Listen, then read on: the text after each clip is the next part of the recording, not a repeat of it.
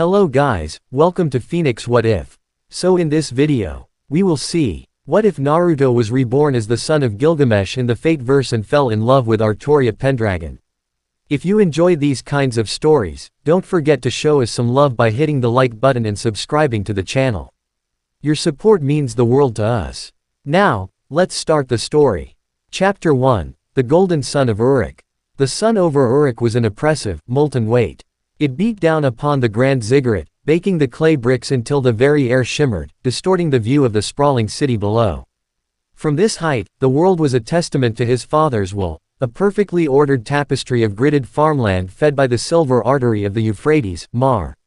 Ket streets teeming with the chaotic hum of humanity, and beyond it all, the hazy, heat-scorched line of the desert, a constant reminder of the chaos held at bay. For Narcissus, the heat was a familiar embrace. A low thrum that resonated with the divine power singing in his veins. He stood with his back straight, his breathing a measured calm, a stark contrast to the barely contained storm that was his father.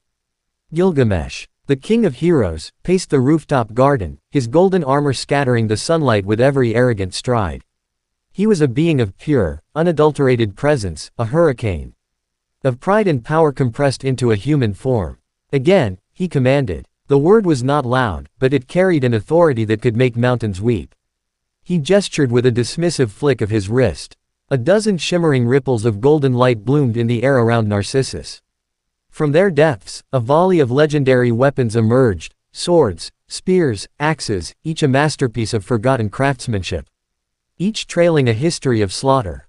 Narcissus didn't flinch. His mind, a legacy from a life before this one, a life as Naruto Uzumaki, was a silent whirlwind of strategic calculation, but his body was a honed instrument of this new world. He moved with a fluid grace that was part divine instinct, part hard-won skill. His father had forbidden him the use of his own gate for this exercise. This was about something more fundamental. As the first spear, wreathed in an aura of deadly cold, screamed towards him, he sidestepped. The wind of its passing was a chill caress against his cheek. He let the weapon fly past. Then his hand shot out, not to block, but to redirect. His fingers, glowing with a faint blue energy, a remnant of a power not of this world, a chakra he had painstakingly adapted to the flow of mana, brushed against the spear's haft.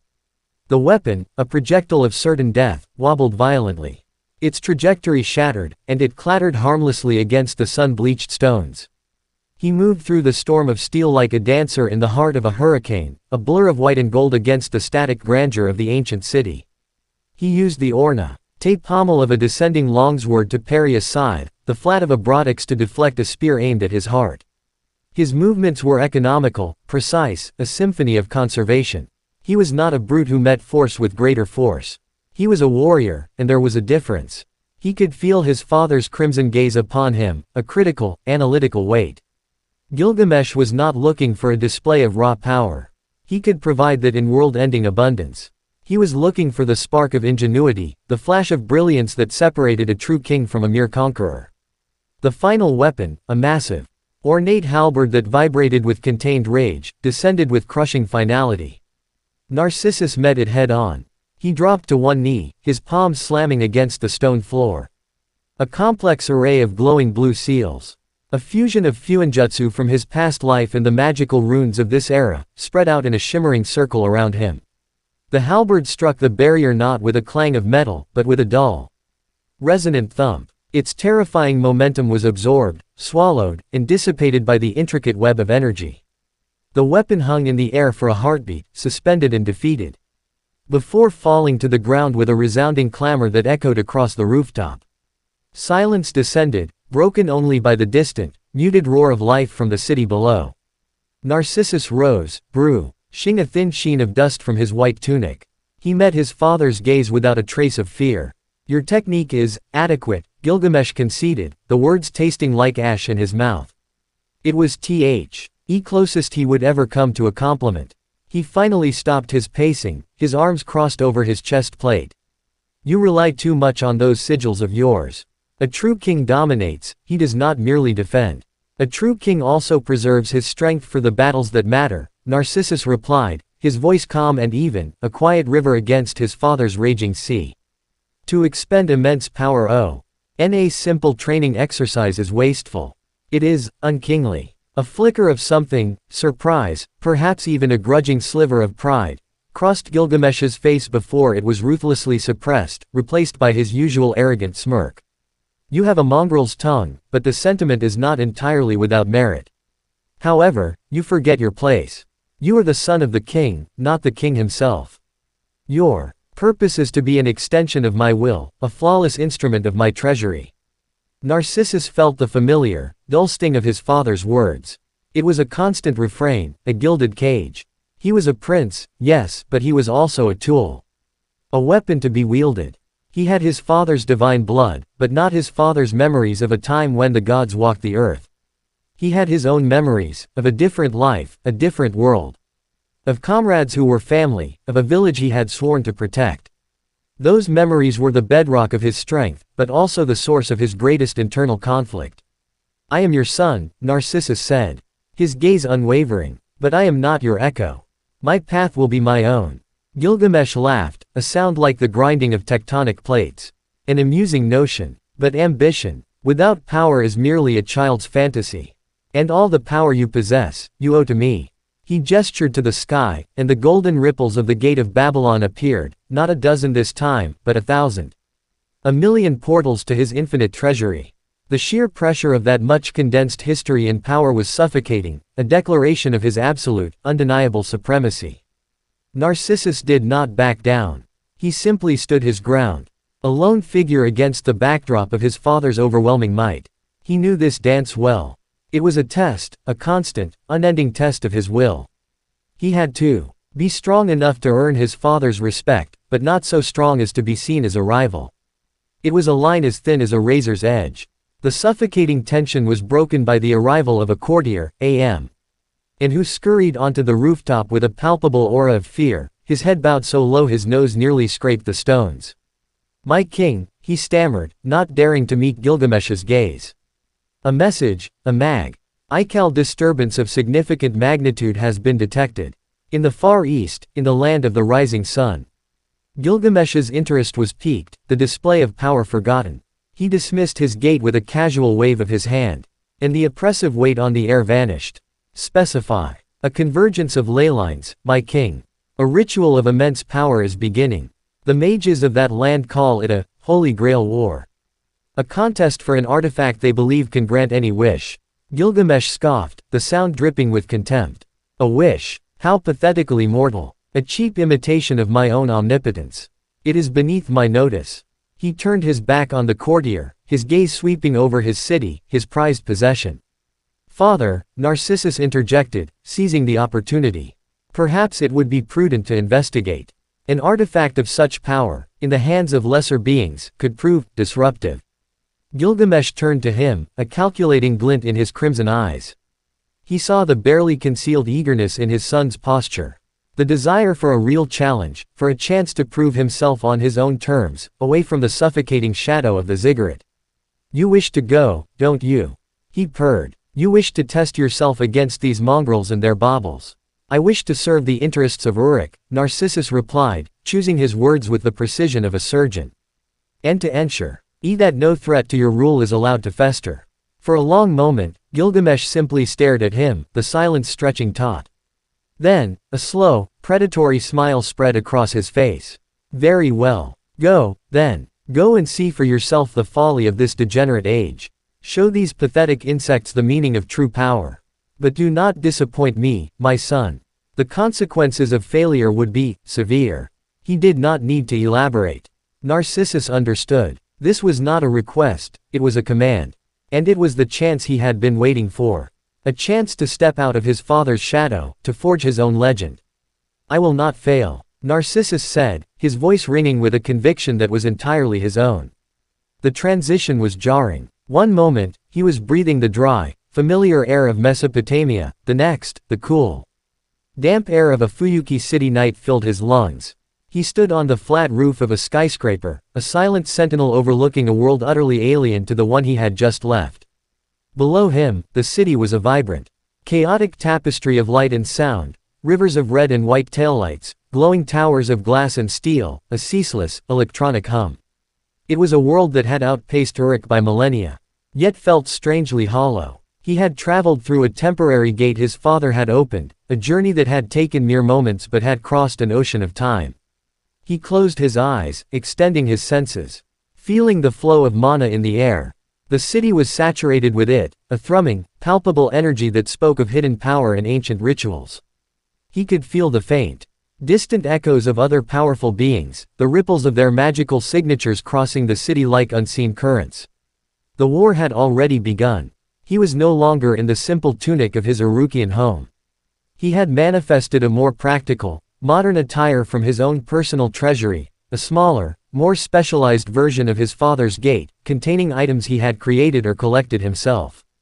He wore dark, fitted trousers, a black shirt that clung to his lean frame, and a long, flowing white coat that seemed to drink the ambient light, its high collar and hem embroidered with intricate, owing blue sigils that pulsed with a faint, contained power.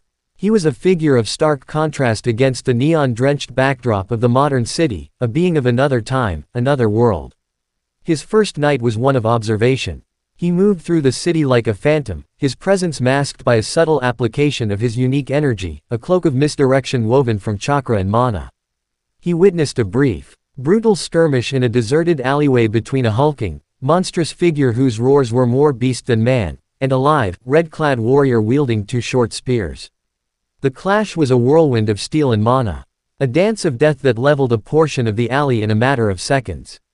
He saw the raw power, the desperation, the ghostly auras of legendary heroes brought back to a world that had all but forgotten them. He was intrigued, but not impressed. There was power here, yes, but it was unfocused, chaotic. It was the power of a brawl, not a war. It was on the second night that he saw her. He was perched atop the steel arches of the Fuyuki Bridge, the cold metal a stark contrast to the warm stone of his home. Below, in the sprawling container yard by the docks, a battle was raging. A spearman in a vibrant blue bodysuit, a figure of incredible, blinding speed, was locked in a deadly dance with a knight in gleaming silver armor. The knight herself was invisible, her form obscured by a shimmering field of wind, but the sword she wielded was a thing of impossible beauty and power, a blade that sang with a holy, golden light even through its concealment. She fought with a grim, focused determination. Her movements precise and efficient, but she was on the defensive. Her opponent was a whirlwind of relentless attacks, his crimson spear a blur of motion that seemed to defy the laws of physics. It was clear that the knight was powerful, a master of her craft, but her master, a young, dark-haired boy who watched from the sidelines with a mixture of terror and raw resolve, was a liability. The boy was a novice, his mana supply a flickering candle in a hurricane. The knight was fighting with a fraction of her true strength, her movements subtly hampered by the limitations of her anchor to this world. Narcissus watched, his crimson eyes narrowed in concentration. He analyzed the flow of battle, the strengths and weaknesses of each combatant. He saw the spearman's pride, his unrestrained battle lust. He saw the knight's unwavering resolve, her dedication to a code of honor that seemed utterly out of place in this brutal, anything-goes contest. The spearman saw an opening. He feinted high with a sweeping arc of his spear, then lunged low, his weapon aimed not at the armored knight, but at the vulnerable boy cowering behind a stack of crates. It was a cruel, calculated move, designed to force the knight into a desperate, self-sacrificing block. The knight reacted instantly, her loyalty to her master overriding all else. She moved to intercept the spear, her body positioned to take the full force of the blow. It was a move that would undoubtedly save the boy, but it would also leave her grievously wounded, perhaps even fatally so. It was then that Narcissus decided to act. He did not move with a flash of light or a clap of thunder. He simply appeared. He stepped out of a silent ripple of golden light, his white coat billowing around him, and stood between the charging spearman and the knight. He didn't draw a weapon. He didn't erect a barrier. He simply raised his hand, his palm open. "That is enough," he said. His voice was calm, yet it carried the same innate, world-shaking authority as his father's. The spearman, his eyes wide with a mixture of surprise and incandescent rage, tried to pull back, but his momentum was too great. The tip of his demonic spear, a cursed weapon capable of reversing cause and effect, of striking a target's heart before it was even thrust, slammed into Narcissus's outstretched palm. There was no explosion of energy. No deafening clang of cursed steel on divine flesh. There was only a soft, dull thud. The spear, a legendary noble phantasm that had claimed the lives of countless heroes and demigods, stopped dead. Its tip buried a mere millimeter into Narcissus's skin. The force of the impact, which should have been enough to tear through a battle tank, was simply gone. Absorbed. Nullified. The spearman, Lancer, stared, his mouth agape. The knight, her invisibility spell flickering and dying in her shock, materialized fully behind Narcissus. She was a young woman, almost a girl, with fine golden hair tied in a neat, practical bun and emerald eyes that burned with a fierce, noble light. She was beautiful, but it was the beauty of a finely crafted sword, all sharp edges and tempered steel. This was Artoria Pendragon, the king of knights. Who are you? Lancer stammered, his bravado evaporating in the face of this impossible display of power. Narcissus did not look at him. His eyes were fixed on the knight. He felt a strange, unfamiliar stirring in his chest, a flicker of recognition that he couldn't quite place. It wasn't a memory from his life as Naruto, but something deeper, omething that resonated with the very core of his soul. I am Narcissus, he said, his voice softening almost imperceptibly as he addressed her. He closed his hand, his fingers wrapping around the spearhead. With a simple twist of his wrist, the weapon was wrenched from its owner's grasp. Narcissus held the demonic spear for a moment, examining its wicked, crimson length with academic curiosity. Hen tossed it back to its owner with a dismissive flick. And I have no interest in your petty squabbles. But I will not stand by and watch a battle decided by such dishonorable tactics. Artoria stared at him, her expression a complex mixture of suspicion and grudging respect. You interfered in a duel between servants. By the laws of the Grail War, you have made yourself an enemy to us both. Nah. Narcissus finally turned his gaze from her to Lancer, his crimson eyes cold and sharp as obsidian shards. Do you feel that I am your enemy? He asked, a dangerous undercurrent in his tone. Lancer, clutching his returned spear as if it were a lifeline, took a hasty step back. My master is calling me, he said, his voice strained. This isn't over. In a flash of blue light, he dematerialized, aiding from a battle he had been on the verge of winning. The container yard fell silent, the only sound the gentle lapping of the waves against the shore. The young master, Shuru Emiya, ran to Artoria's side, his face pale with shock. Saber, are you all right? I am unharmed, Shuru, she replied, her eyes never leaving Narcissus. She raised her sword, its invisible blade still humming with power. Now, as for you, you have my gratitude for saving my master. But I must still ask, who are you, and what is your purpose in this war? My purpose is my own, Narcissus said, his gaze sweeping over her. Taking in the righteous fire in her eyes, the unwavering strength in her stance. He saw not just a warrior, but a king, a true king, burdened by a heavy crown. He understood that burden, perhaps better than anyone. But I can tell you this, I am not your enemy, King of Knights. Unless you force me to be. He knew her identity, her true name. It was not a difficult deduction for one of his intellect, piecing together the legends. Her weapon, and the evidence before him. The knowledge seemed to surprise her, her guarded expression faltering for a moment. Before she could respond, a low, guttural growl echoed from the deep shadows between the containers. A wave of corrupt, foul mana washed over them, a stench of decay and ancient malice. It was a power unlike that of any servant, something older, something wrong. From the darkness, a creature emerged. It was a grotesque mockery of a living thing, a mass of writhing shadows and gnarled, twisted limbs, its amorphous body covered in dozens of weeping, crimson eyes. It was a thing that should not exist, a nightmare given flesh. Artoria immediately took a defensive stance in front of Shuru, her sword held at the ready. What is that thing? Not a servant, Narcissus murmured, his eyes narrowed. He had felt this energy before, a faint, sickly trace of it on the wind when he had first arrived in the city. Now, it was here, in its full, horrifying glory. This was the source of the disturbance his father had sent him to investigate. The creature let out a shriek that was a symphony of pain and madness, a sound that grated on the very soul. It lunged, its shadowy claws extending, moving with a speed that defied its immense bulk. Artoria met its charge with a surge of her own power, a blast of holy wind from her invisible SWO. Road that sent the creature stumbling back. But the attack, which would have staggered even a powerful servant, seemed to only enrage it. The wounds on its shadowy form closed almost instantly. "It is regenerating," she said, her voice tight with strain. "It is not of this world," Narcissus corrected her. He took a step forward, placing himself at her side. A single, ornate golden key appeared in his hand. A key that seemed to hum with a power that made the air itself vibrate. "This is a harbinger. A scout for something far worse." Artoria glanced at him, her eyes wide with a question she did not have time to ask. The creature lunged again, this time its attack a wave of pure, corrupt energy, a tide of darkness that threatened to consume them all. "Together," Narcissus said, not as a command, but as a statement of fact. She nodded, a silent agreement passing between them in that shared moment of crisis. As the wave of darkness crashed down upon them, Artoria unleashed the full, unrestrained power of her blade.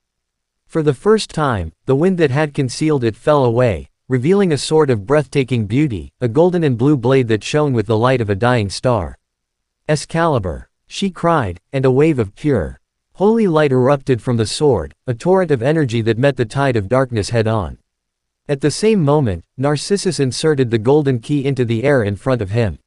It turned as if in an invisible lock, and a ripple of golden light spread out, a gateway not to his father's treasury, but to his own. From it emerged not a sword or a spear, but a chain. A single, golden chain that snaked through the air, moving with a life of its own. This was Enkidu, the chain of heaven, a divine weapon meant to bind the gods themselves. The two attacks, one of light, one of divine authority, struck the creature simultaneously. The holy light of Excalibur seared through its shadowy form, while the chain of heaven wrapped around it, binding it, holding its very essence in place. The creature shrieked, a sound of pure, unadulterated agony as its unholy form was torn apart, its foul essence unraveling under the combined, absolute assault. For a moment, the dockyard was bathed in a blinding, golden light. Then, as quickly as it had begun, it was over. The light faded, leaving behind a silence that was even more profound than before. The creature was gone. Its corrupt energy utterly vanished from the world. Artoria stood panting, the full release of her noble phantasm having taken a severe toll on her limited mana supply. She looked at Narcissus, her sword still glowing with a soft, residual light. What was that thing?" "A problem," Narcissus replied, the golden chain retracting silently and disappearing back into his gate. "One that I believe we will have to solve together." He looked at her, at the unwavering strength that shone in her emerald eyes, and he knew, with a certainty that transcended logic and reason, that his time in this strange new world was about to become far more complicated, and far more interesting, than he could have ever imagined. The King of Heroes had sent his son to investigate a minor magical disturbance. He had found something far more dangerous, and far more captivating. He had found the once and future king. Chapter 1 End. Chapter 2, An Alliance of Kings. The golden light faded, leaving the Fuyuki D. Akyard in a silence that felt heavy and unnatural.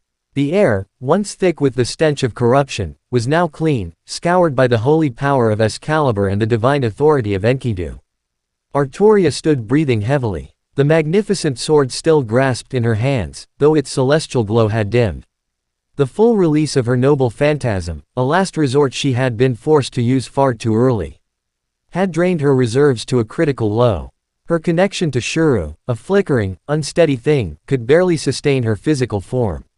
She leaned on her legendary blade, not for dramatic effect, but for genuine support.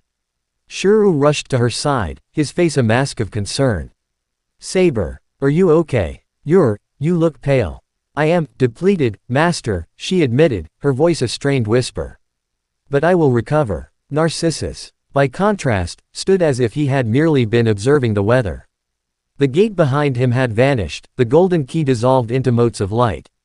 His white coat was pristine, his breathing even. He watched the pair, his crimson eyes analytical.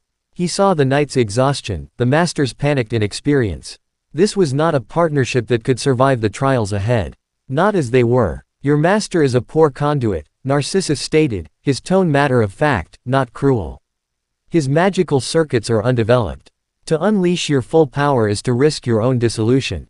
Artoria stiffened, pushing herself upright and away from the support of her sword, her pride wounded. The blade vanished in a cascade of blue light, and she straightened her silver gauntlets. My master's abilities are not your concern. They are, when the creature we just dispatched is merely a scout, he countered smoothly. That was a stray dog sniffing at the gates. The wolves are yet to come. And in your current state, you are not a knight, but a liability. His words were blunt, arrogant, yet held the undeniable ring of truth. Shuru bristled, stepping forward. Hey, don't talk about Saber like that. We defeated it, didn't we? Narcissus shifted his gaze to the boy, and for the first time, Shuru felt the full weight of that ancient, knowing stare. It was not the condescending look of a superior mage, but the weary gaze of a veteran warrior looking at a raw recruit. We survived. There is a vast and crucial difference. That thing had no strategy, no intellect. It was pure, mindless hunger. The next one will not be so simple. He was right. Artoria knew it. The sheer wrongness of the creature, its existence a violation of the natural order, spoke of a threat far greater than a mere battle for a magical artifact. She looked at this stranger, this man who called himself Narcissus. He moved with the casual grace of a predator, spoke with the unshakable authority of a king, and wielded power that rivaled, or perhaps even surpassed, her own. His arrogance was a grating, familiar echo of his father's, but beneath it lay a foundation of terrifying competence. What do you propose? She asked, her voice regaining some of its steel. A temporary alliance, he said without hesitation. This war is no longer a simple contest between 7 masters. Abyssal things, have made it their feeding ground. Your wish and my purpose are irrelevant until this new variable is purged. We should find a more secure location to discuss the terms. He gestured vaguely towards the city. Your master's home is a beacon of amateurish magecraft, easily located. My own residence is unsuitable for guests. Let us find neutral ground. Without waiting for an answer, he began to walk away. His confidence that they would follow him absolute. Artoria exchanged a look with Shuru. The boy was wary, his hand instinctively going to the crude reinforcement magic he could just about manage. But he saw the logic in her expression. They were out of their depth, and this arrogant golden warrior was, for the moment, their only lifeline who understood the new threat. With a shared, reluctant nod, they followed. Narcissus led them not to a building, but to a small, quiet park on a hill overlooking the city. The place was deserted at this late hour, the only sound. The rustling of leaves in the night wind. He stopped in the center of a manicured lawn. This will suffice, he declared.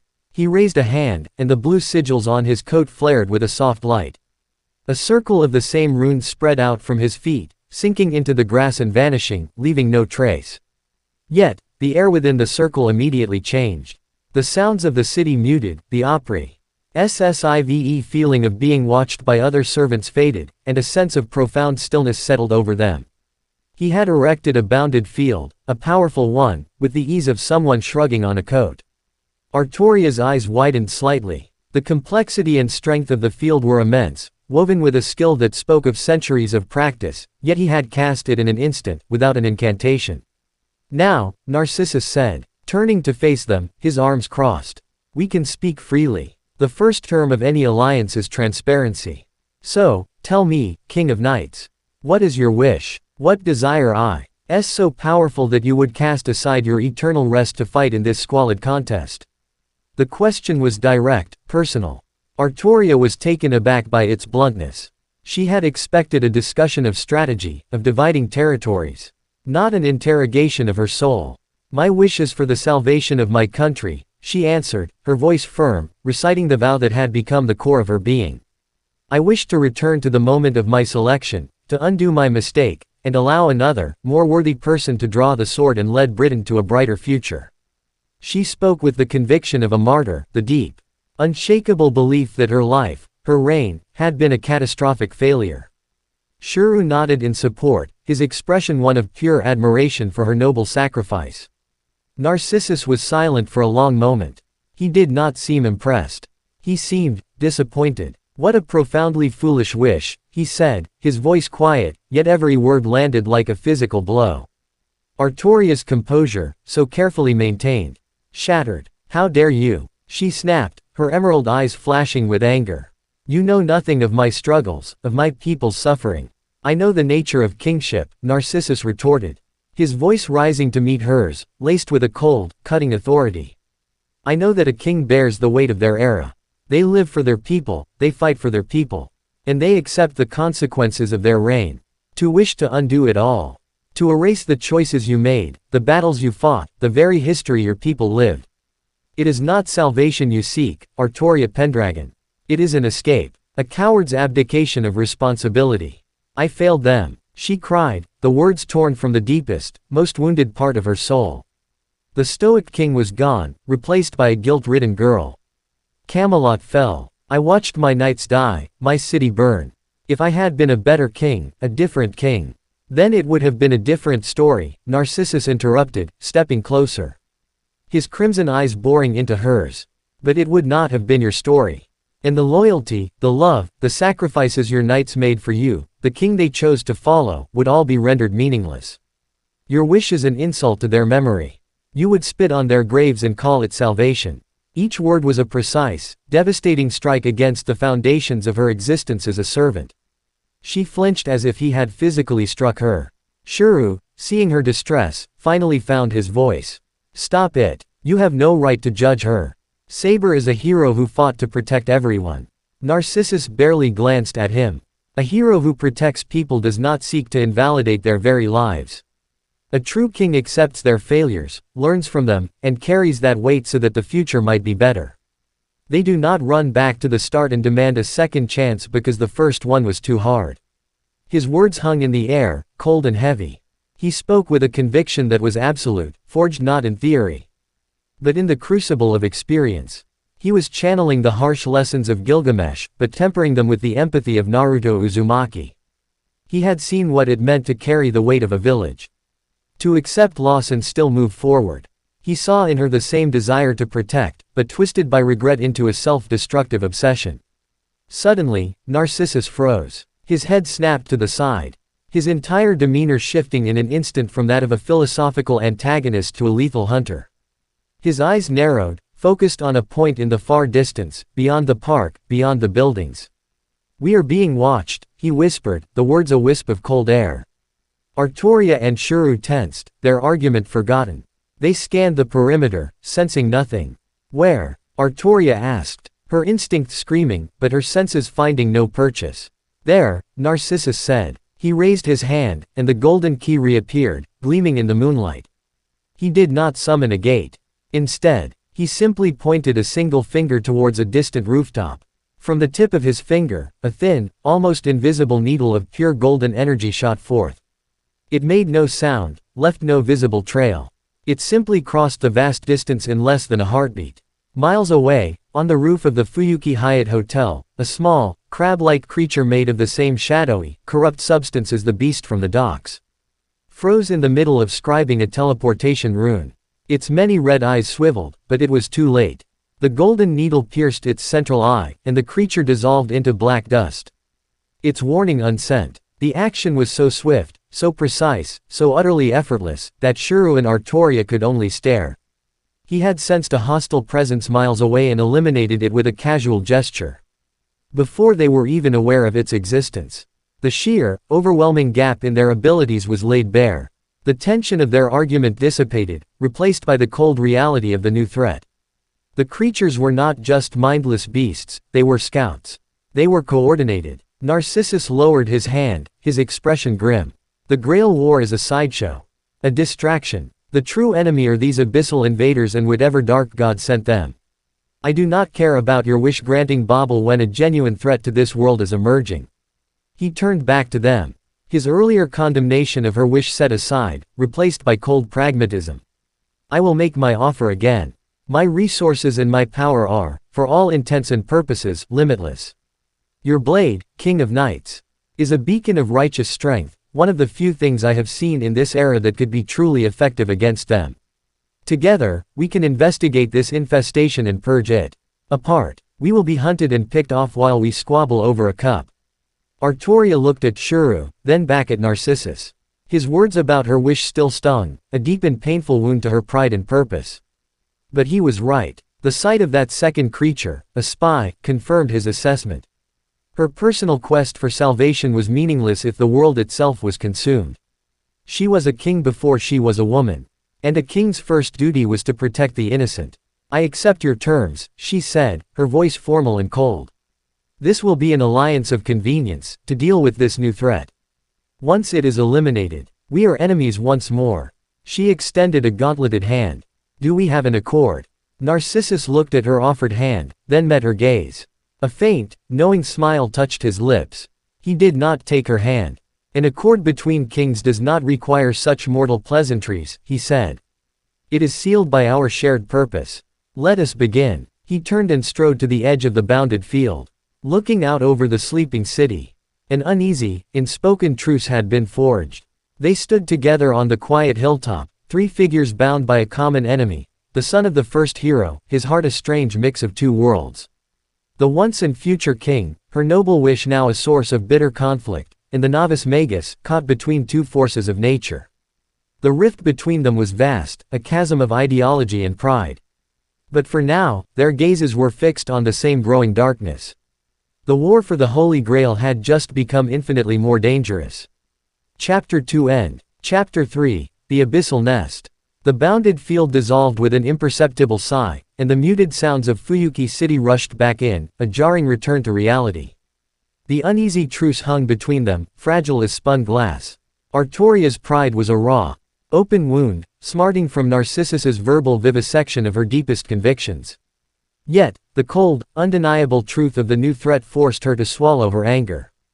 A king, above all else, must be pragmatic. We need a base of operations, she stated, her voice clipped and professional, betraying none of the turmoil within. My master's home is compromised. What do you suggest? Shuru looked as if he wanted to object, a protest of, my home is perfectly safe, dying on his lips as he remembered the casual ease with which Narcissus had detected and eliminated a spy miles away. His home wasn't a fortress, it was a paper house in a hurricane. I have already made arrangements, Narcissus said, his tone suggesting the matter was of little consequence. He began walking, once again expecting them to follow. This city's modern contrivances have their uses. There is a tower of glass and steel not far from here. The penthouse suite offers a commanding view and has been vacated for our use. Vacated? Shuru asked, jogging to keep pace. You mean you rented it? A flicker of amusement crossed Narcissus's lips. Something like that. The Tower of Glass and Steel was the Fuyuki Grand Hyatt, the most opulent hotel in the city. The lobby was a cavern of polished marble and hushed reverence for wealth. The staff at the front desk seemed to look straight through them, their eyes glazing over as if Narcissus, Artoria, and Shuru were nothing more than a trick of the light. A subtle but powerful perception filter was at work, another casual display of his mastery. He led them to a private elevator, which ascended with a silent, stomach-lurching swiftness. The penthouse was less a hotel suite and more a palace in the sky. Floor-to-ceiling windows offered a breathtaking, panoramic view of the entire city, a glittering carpet of lights spread out below them. The furnishings were minimalist, expensive, and utterly impersonal. You drove the inhabitants out with magic? Artoria asked, her disapproval evident as she ran a gauntleted finger over a marble countertop. A simple suggestion spell, Narcissus corrected, shrugging off his white coat and draping it over a leather chair. I convinced the previous occupant that he had a sudden, overwhelming desire to study marine biology in the Amazon. He was quite enthusiastic about it. A triviality. His casual disregard for mortal lives, even if it was nonviolent, grated on Artoria's chivalric code. You interfered with a human's free will for your own convenience. I repurposed an asset for a more important task. He countered, turning to face the vast window, his back to them. The life of one man versus the preservation of this reality. The math is not difficult, King of Knights. A ruler must be willing to make such calculations. He tapped a finger against the glass. From here, we can monitor the city's mana flows. Now, give me what is left of the creature I dispatched. Artoria looked at him, confused. It dissolved. There is nothing left. Not true. He turned, his crimson eyes locking onto hers. A creature of such potent corruption, destroyed by your holy sword, would leave a residue. A scar on your spiritual core. I can use it. He stepped towards her, his presence unnervingly intense. Before she could protest, he reached out, his fingers gently touching the back of her silver gauntlet. For a fleeting moment, she felt a strange, warm energy flow from his hand into hers. It wasn't mana. It was something else, something vital and ancient. It latched onto a faint, lingering trace of the abyssal creature's foul energy, a microscopic stain on her spirit that she hadn't even been aware of. He pulled his hand back, and a small, writhing mote of pure darkness floated in his palm, contained within a shimmering golden sphere. There, the scent. He closed his eyes, the dark mote pulsing in his hand. The room grew still. He was not casting a spell in the way a modern magus would. He was extending his senses, his divine nature allowing him to perceive the world on a level they could not. He was tasting the ley lines, feeling the echoes of that corrupt energy across the city's spiritual geography. The corruption is pulled, he murmured, his eyes snapping open. It has a source, a nest, deep underground, where the city's filth congregates. The sewers, the atmosphere in the penthouse, all sterile luxury and cold air, seemed a world away from the grim reality of their next destination. The entrance to the sewer system was a gaping, circular maw of stead iron and crumbling concrete in an industrial, long-abandoned part of the city. The air that wafted up from the depths was a foul concoction of decay and chemical waste, but beneath it, a more sinister odor lurked, the same cloying, unnatural wrongness of the abyssal creatures. The concentration of their energy is strongest down here, Narcissus confirmed, peering into the blackness. They are drawn to places of decay, of stagnation. It provides them with a more fertile ground to grow. Grow? Shuru asked, his face pale with revulsion. They are not summoned like servants.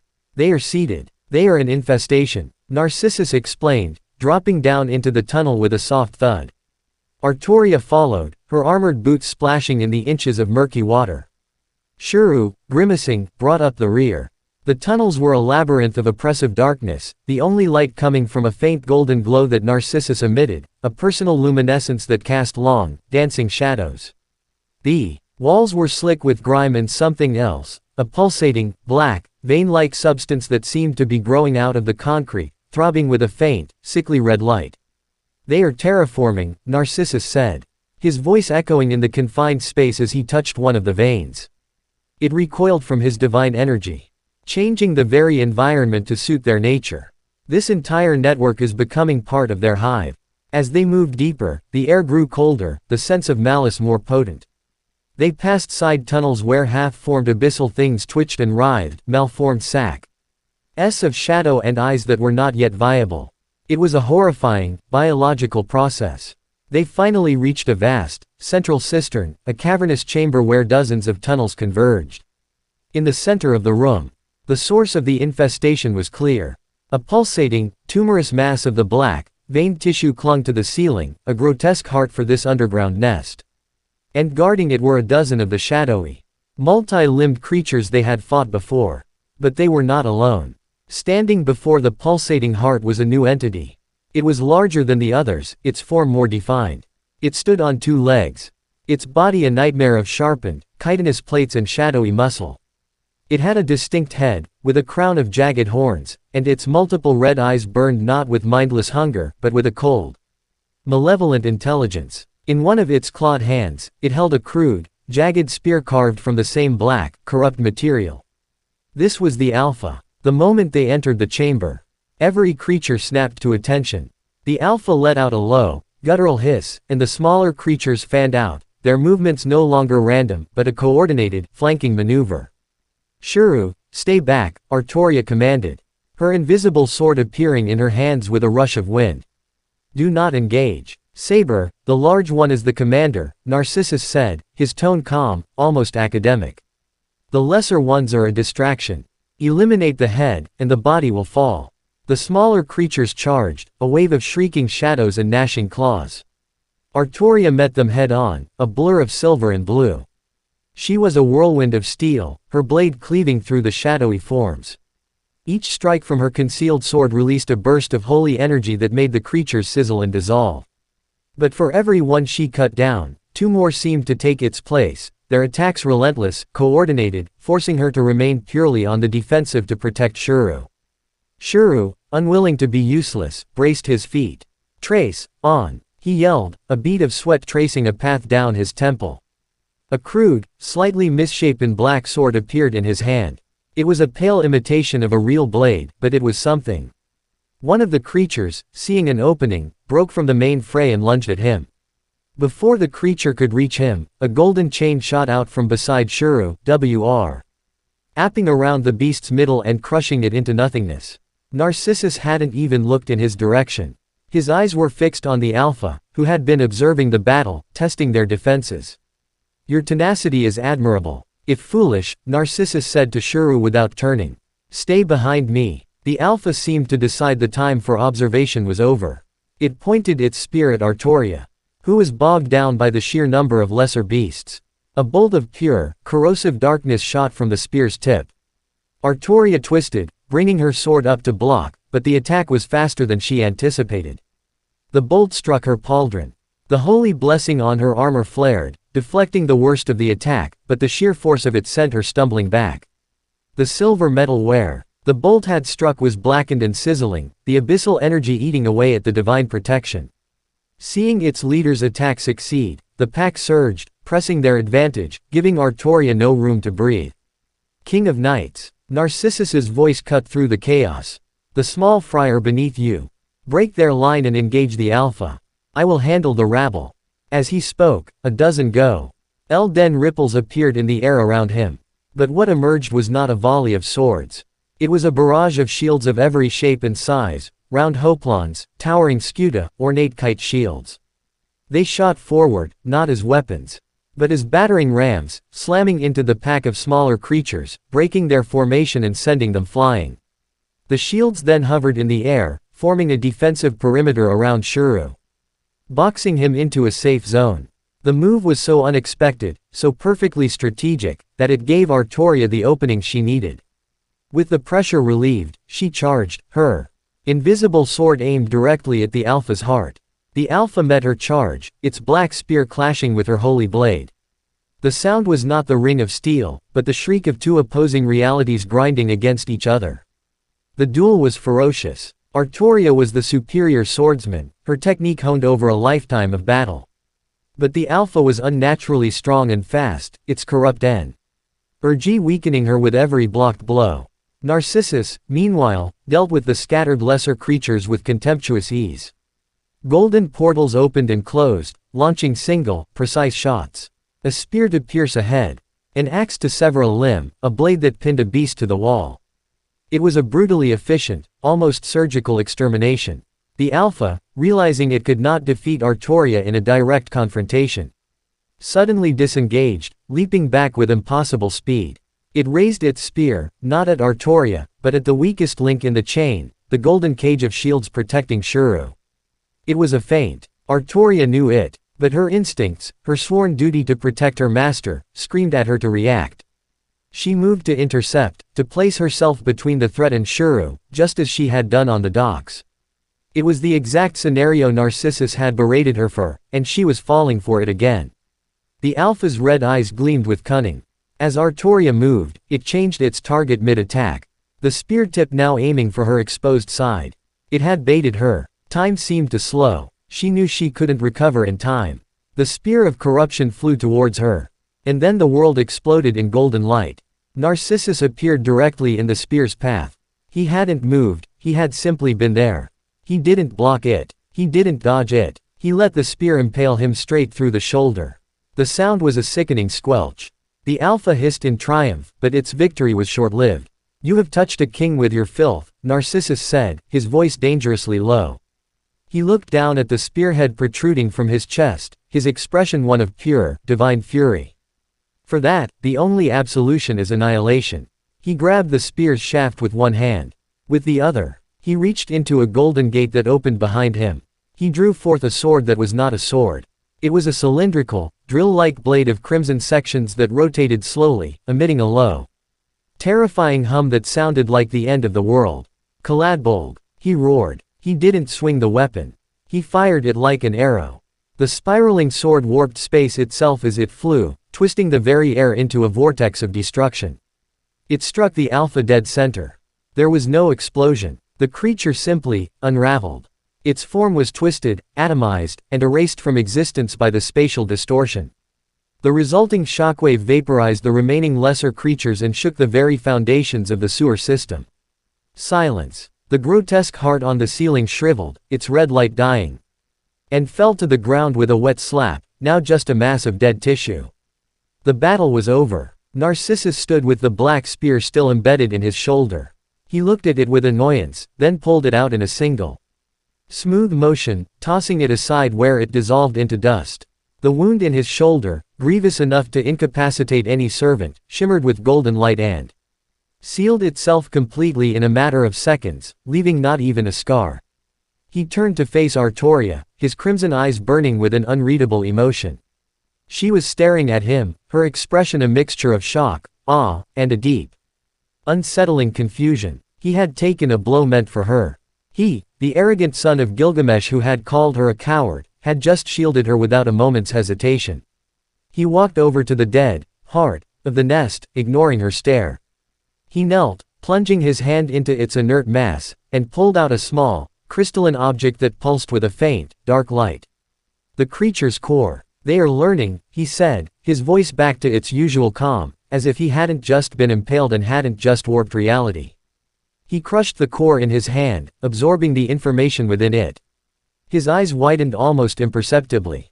This is worse than I thought, he said, turning to face them, his expression deadly serious. They are not just invaders. They are not here to feed on mana. He held up his hand, letting the dark dust of the core sift through his fingers. They are here to replace this world with their own. This nest wasn't a lair. It was an embassy. Chapter 3 End. Chapter 4, The Einsborn Gambit.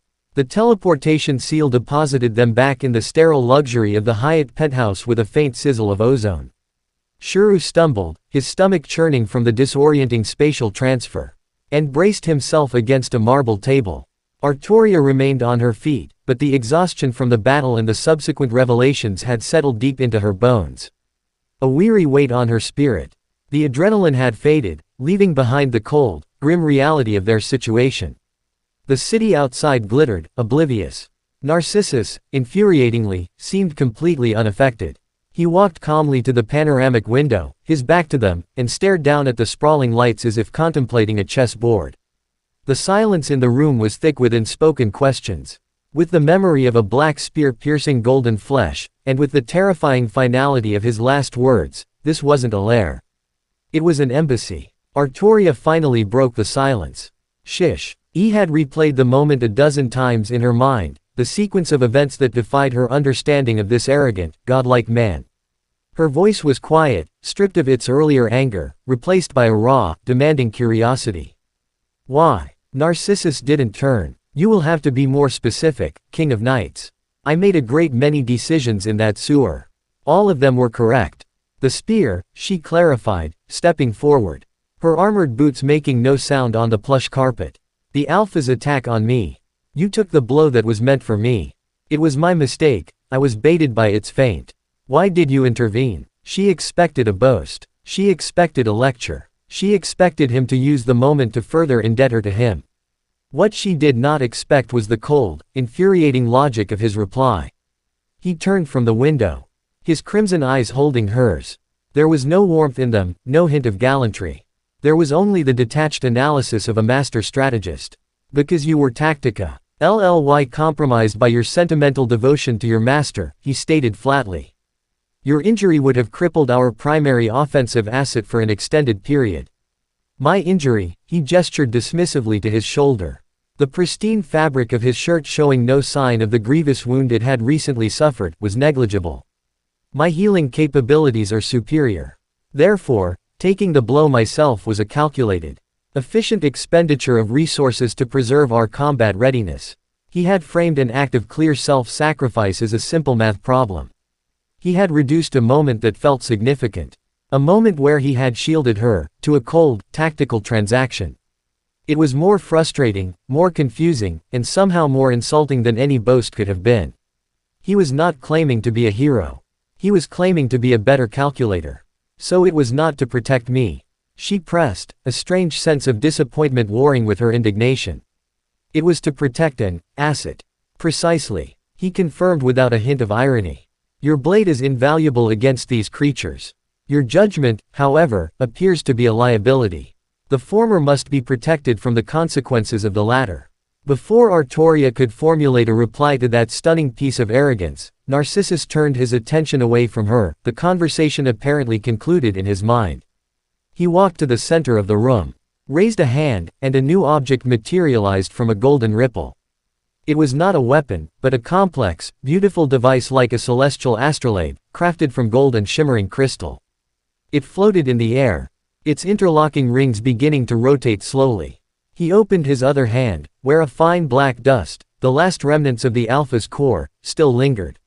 He blew the dust into the heart of the device. The crystals flared with a dark, violet light, and the rings of the astrolabe began to spin faster, emitting a low, harmonic hum.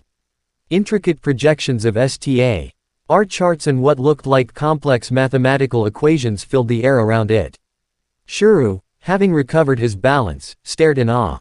What is that? A diagnostic tool, Narcissus replied, his eyes scanning the shifting data streams.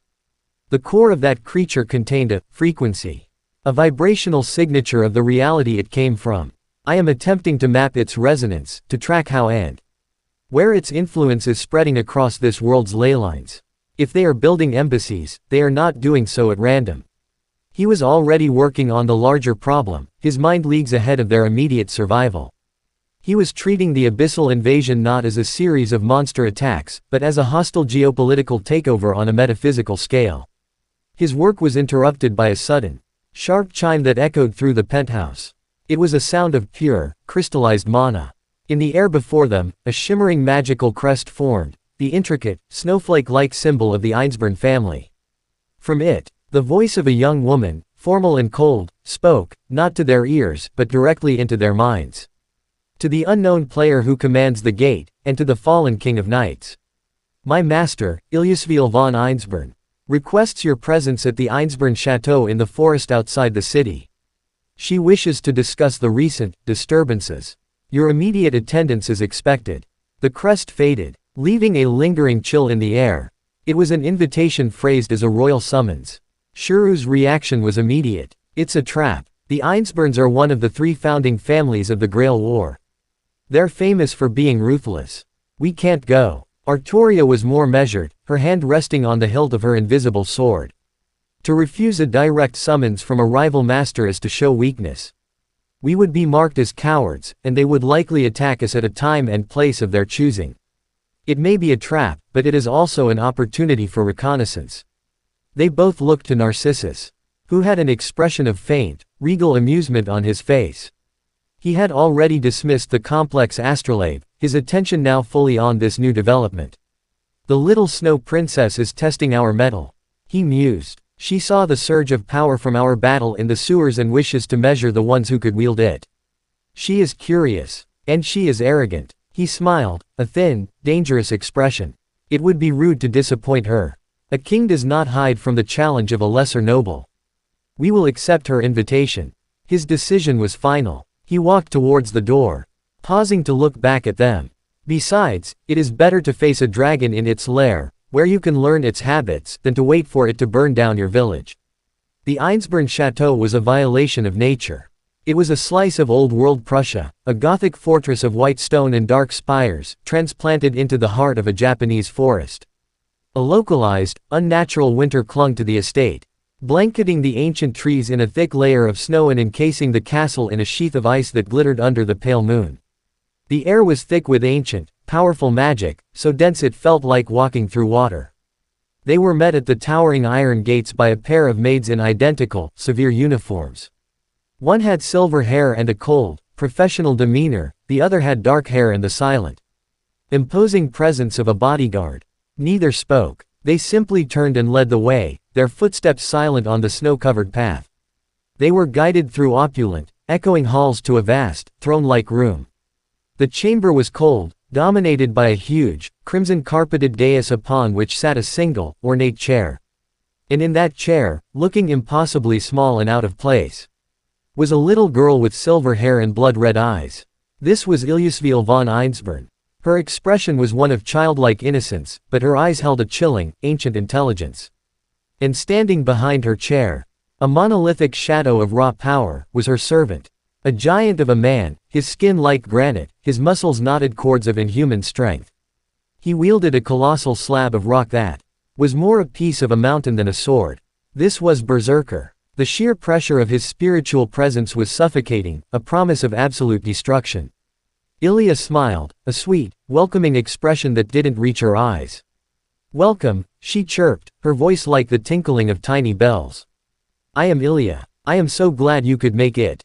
I was worried you might be the rude sort." "It is the duty of a king to acknowledge his subjects," Narcissus replied smoothly, stepping forward, utterly unintimidated by the monstrous servant looming behind her. "Even those who rule over little more than a pile of cold stones." Ilya's smile tightened for a fraction of a second. She giggled. "Oh, you're a funny one. So proud. So golden. You smell like him, you know." Her gaze sharpened. "The other arrogant one, with all the treasures." She turned her attention to Artoria. "And Saber, the famous king of knights. You failed, didn't you? Your country burned, and all your little tin soldiers died. And now you're here, trying to fix it. How sad." Her words were poisoned darts, aimed with a child's cruelty and a magus' precision. Before Artoria could retort, Ilya's gaze fell on Shuru. She simply wrinkled her nose. "And you brought a pet. How quaint." "We are not here to be insulted by a child," Artoria said, her voice like ice. "Your message mentioned a discussion." "Oh, yes." Ilya clapped her hands together. "The discussion. I've decided this Grail war is very boring. Just a bunch of weaklings fighting over a cup. But you two," she pointed a small, delicate finger at Narcissus, then Artoria. "You destroyed something big last night. Something that wasn't part of the game. That makes things interesting. So, I have an offer. Become my servants. Help me break all the other toys. It will be fun." Narcissus actually laughed, a low, rich sound of genuine amusement. "You mistake your position, little homunculus. You are the one who should be kneeling. You seek mere victory, a child's desire to break a board you cannot win on. I seek dominion. I wish to own the game itself." The childish facade fell from Ilya's face, replaced by a cold, petulant fury. Her red eyes narrowed. "You're not fun at all. You're just like him, all talk." She sighed dramatically. "If you won't be my toy, then I'll just have to break you." She slid off her chair. "Berserker," she said, her voice dropping to a flat, deadly monotone. "Kill them. Start with the failed king." With a roar that shook the very foundations of the castle, Berserker moved. He wasn't just fast, he was an explosion of motion, crossing the vast hall in a single bound. His colossal stone sword raised to bring down a blow that could shatter a fortress. Artoria met the charge, her own blade, now visible and blazing with golden light, held ready. The clash of her holy sword against his crude weapon created a deafening shockwave that cracked the marble floor. She was driven back, her heels skidding across the stone, her arms screaming in protest against the sheer, overwhelming force of his strike. His raw power was beyond anything she had ever faced. "King of Knights, brute force is useless." Narcissus's voice cut through the roar of battle. He hadn't moved, his expression one of intense concentration as he analyzed the giant. His spirit is that of a divine beast. He is Heracles. His noble phantasm is God-hand. He cannot be killed by the same method twice. And he is immune to any attack below the highest rank. "We are not here to win, we are here to leave." As he spoke, he was already acting. He thrust his hand forward, and the gate of Babylon opened behind him. But what emerged was not a volley of killing weapons. It was a wave of brilliant, blinding light from a dozen sun-like orbs, and a disorienting, high-frequency sonic pulse from a set of ornate golden horns. They were artifacts designed not to kill, but to overwhelm the senses. Berserker roared in fury, momentarily blinded and deafened, his wild swings missing their mark. In that instant of confusion, the chains of heaven, Enkidu, shot out. They did not target Berserker, a foe they were well suited to bind. Instead, they wrapped gently but firmly around Artoria and Shuru. "Hold on," was the only warning Narcissus gave. With a powerful tug, he yanked them back across the hall towards him, away from the raging giant. Simultaneously, he slapped his palm on the floor, where a complex Fuinjutsu seal, a relic of his past life, flared to life with blinding blue light. They vanished from the hall a heartbeat before Berserker's axe sword crashed down on the spot where they had been, shattering the floor and sending a spray of stone and ice across the room. They left behind a roaring, enraged demigod and a very, very angry little girl. They reappeared back in the penthouse with the same lurch as before. Artoria landed lightly, immediately spinning around, her sword still in hand, her senses on high alert. "You knew," she said, breathing heavily as she made her sword vanish. "You knew who he was. You planned for a retreat from the very beginning." Narcissus simply nodded, walking back towards the window as if the life or death battle had been a minor, bothersome errand. He looked out at the city lights, his reflection a golden, ghostly image in the dark glass. To fight an unwinnable battle is not valor, it is stupidity. We now can out the strength of our most powerful rival in this war, and they know very little of mine beyond a few dazzling lights. Information, King of Knights, is the true currency of war. He turned to look at her over his shoulder, his crimson eyes seeming to glow in the dim light of the suite. And we are now officially at war on two fronts. Chapter 4 End. Chapter 5, The Whispering Conduit. The air in the penthouse crackled with the aftermath of their flight. Shuru was still catching his breath, the sheer terror of facing Berserker a cold knot in his stomach. Artoria stood ramrod straight, but the light tremor in her hands betrayed the strain of holding back the monstrous demigod, even for a few seconds. The gap in raw power had been a chasm, and she knew it. Narcissus, however, seemed entirely unperturbed. He had already moved on, his mind dissecting the encounter for tactical data. It was this infuriating, inhuman detachment that finally made Artoria's control snap. "Is that all it was to you?" she demanded, her voice sharp, cutting through the silence. "An information-gathering exercise. We were nearly annihilated." "We were not," Narcissus corrected without turning from the window. "I had 6 different extraction protocols prepared. The one I used was simply the most efficient. Annihilation was never a possibility. That is not the point." Artoria stepped forward, her frustration boiling over. "You speak of assets and resources, of tactical calculations and acceptable losses. Do you see anyone as a person? Or are we all just pieces on your board?" Her accusation, raw and heartfelt, hung in the air. It was the core of their conflict laid bare. Narcissus turned slowly, his crimson eyes meeting hers. For the first time, she saw a flicker of something other than arrogance or amusement in them. It was a profound, ancient weariness, the look of a being who had seen too much. "A king who sees only the pieces will lose their humanity," he said, his voice quiet, devoid of its usual condescending edge. "But a king who sees only the people, who cannot see the whole board, will sacrifice them all for nothing. To be a ruler is to bear the terrible burden of that perspective. I weigh the cost of every move because I have seen the price of failure. You see one life in peril before you, I see 1,000 more that will fall if you make the wrong choice." He was not justifying himself. He was stating his reality. It was a cold, lonely philosophy, forged in the shadow of Gilgamesh's absolute rule and tempered by the memories of a world where one wrong decision could lead to the death of everyone he cared for. Before Artoria could process the weight of his words, the golden astrolabe he had summoned earlier reappeared in the center of the room. It had finished its calculations. The dark, violet light in its core coalesced, projecting a single, glowing point onto a holographic map of Fuyuki. The location was Fuyuki University. "The frequency is stabilizing," Narcissus announced, his focus instantly shifting back to the abyssal threat. "They are establishing a new anchor. This one is different from the sewer nest. The resonance is subtle, parasitic. They are not building an embassy of flesh and shadow this time. They are trying to possess one." As if on cue, a tremor ran through the hotel. It wasn't an earthquake. It was a wave of pure magical force. Shuru stumbled, crying out as the command seals on his hand burned with a sudden, searing heat. "Ilya," Artoria gritted out, recognizing the nature of the attack. Narcissus glanced at the ceiling, a disdainful frown on his lips. "Her bounded field is pressing against my own. A crude show of force. She is having a tantrum." He made a gesture, and the blue fuinjutsu seals on his coat glowed brighter, reinforcing the penthouse's defenses. The shaking stopped. "She cannot break in, but she can make leaving difficult. She will have the entire forest surrounding the chateau animated and ready to assault us." "So we're trapped?" Shuru asked. Clutching his hand. Do not be absurd, Narcissus scoffed.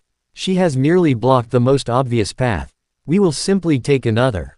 He turned, his gaze sweeping over them. His mind already formulating a new plan.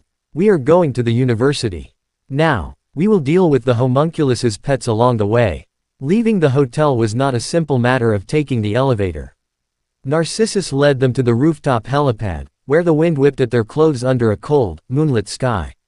The air crackled with hostile mana, the entire Einsborn forest a simmering cauldron of power waiting to be unleashed. She expects a direct assault or a stealthy retreat, Narcissus said, scanning the horizon. We will do neither. He summoned his gate, but only a single item emerged, a sleek silver disc about the size of a small shield. He dropped it to the ground, and with a series of clicks and whirs, it unfolded, expanding into a vehicle that resembled a futuristic, open-topped chariot. Large enough for the three of them. It hovered silently a foot off the ground, humming with contained energy. What is that? Artoria asked, eyeing the strange contraption. A Vimana, Narcissus replied. Stepping onto the platform. A flying machine from the myths of ancient India. A rather useful trinket. It is faster than any familiar she can conjure. Get on. With Artoria and a hesitant Shuru aboard. The Vimana shot off the rooftop with breathtaking speed. It didn't fly so much as it devoured the distance, a silver blur against the night sky. They were not unchallenged. As they streaked across the city, the air itself seemed to turn against them. Ilya, unable to pinpoint their exact location but aware of their departure, had unleashed her fury. Swarms of bird-like familiars made of razor-sharp ice crystals materialized from the air, diving at them with suicidal intent. Artoria stood at the front of the Vimana, Excalibur blazing in her hand. She became a whirlwind of defense.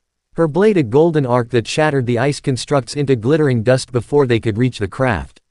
It was a frantic, desperate defense against an endless tide. This is inefficient. Narcissus yelled over the roar of the wind and the shriek of the familiars. They are infinite and we are not.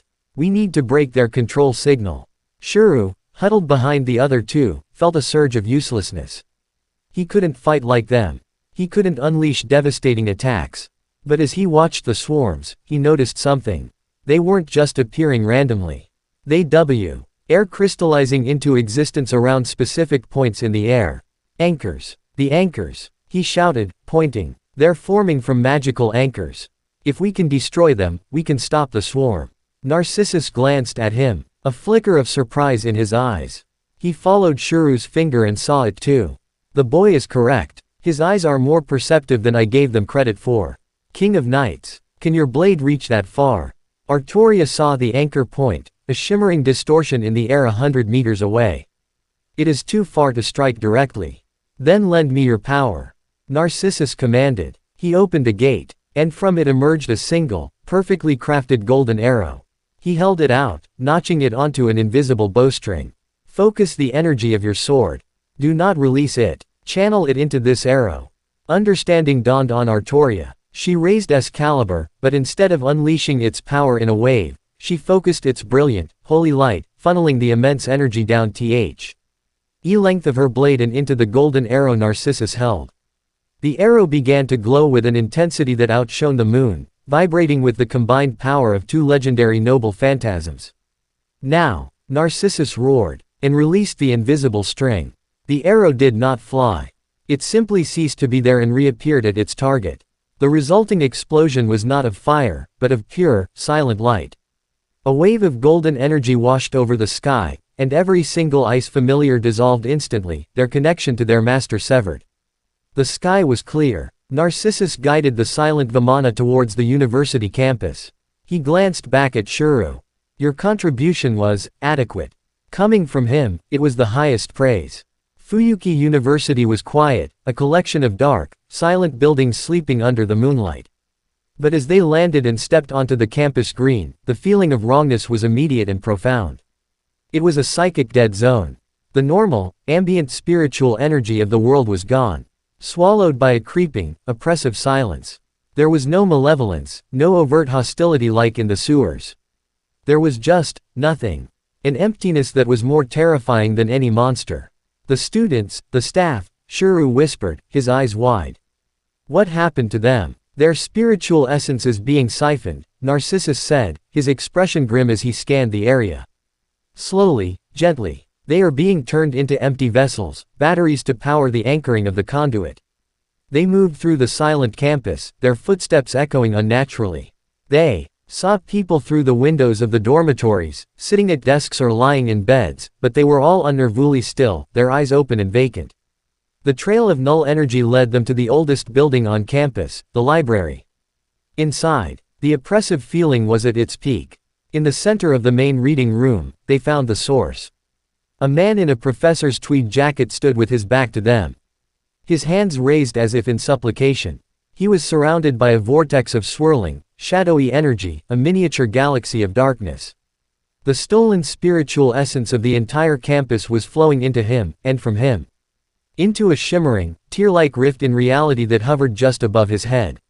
He was the conduit. "Stop this at once," Artoria commanded, her voice ringing with authority. The man turned. His face was pale and gaunt, his eyes burning with a fanatical, ecstatic light. It was a face Shuru recognized from a university pamphlet. Professor Emiya, a distant relative. "You cannot stop it," the professor hissed. His voice a chorus of whispers. "They are salvation. A world of perfect order, of silent communion.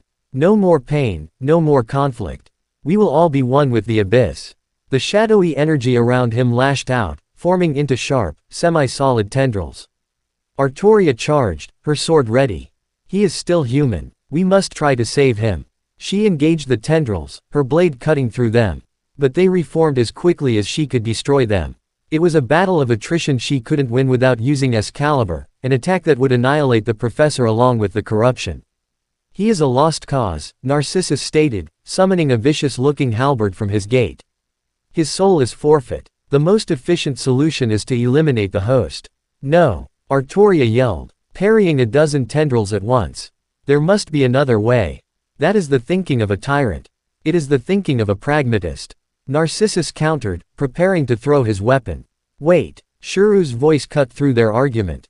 He was staring at the professor, his eyes narrowed, his brow furrowed in concentration. He had activated his structural analysis magecraft, not on an object but on a person. His magic circuits, they're being used as a bridge. The abyssal energy isn't bonded to him, it's flowing through him. There's a parasite, a core, latched onto his heart. Shuru had given them the key. Not to kill the host, but to perform surgery. "Saber, you must restrain him. Hold him absolutely still," Narcissus commanded, his entire strategy changing in an instant. The halberd vanished. "I need a clear shot at the parasite." Artoria understood. She disengaged from the tendrils, taking a deep breath and focusing her power. She didn't charge. She used the holy wind of her invisible air not as a blade, but as a blunt force, a concentrated gale that slammed into the professor, pinning him against the far wall, his arms and legs trapped by the invisible bindings of pure force. The shadowy tendrils writhed, but their connection to him was being strained. The professor screamed, a sound of inhuman rage. The rift in reality above him began to pulse violently. "Now, boy," Narcissus yelled at Shuru. "Guide me. Pinpoint the exact location." Shuru, trembling with the effort, pointed a shaky finger. "There. Dead center of his chest, just to the left." Narcissus didn't hesitate. A golden ripple appeared, and from it, a weapon emerged that was unlike any other. It was a long, thin, silver scalpel that seemed to vibrate with a clean, purifying energy. It was a tool of healing, not of death. He didn't throw it. He guided it with his mind. The scalpel shot forward, passing through the professor's chest without leaving a mark. It phased through flesh and bone, striking the parasitic core latched onto his heart. There was a sound like shattering glass, and the abyssal creature let out a psychic shriek that cracked the library windows. The shadowy energy imploded, sucked back into the now unstable rift. The rift itself wavered, then collapsed with a final, silent pop. Professor Emiya slumped to the ground, unconscious but alive, the fanatical light gone from his eyes. The oppressive silence over the campus lifted, and the faint, gentle hum of life returned. They had won, not through overwhelming power, but through a combination of their disparate skills. Artoria's compassionate strength, Shuru's unique insight, and Narcissus's precise application of the right tool for the right job. Narcissus walked over to where Artoria stood, breathing heavy. Illy from the effort of restraining the conduit. He looked from the unconscious professor to her. He did not apologize. He did not admit he was wrong. But he did say, your method, though inefficient and sentimental, produced an acceptable result. He paused, his crimson eyes meeting her emerald ones.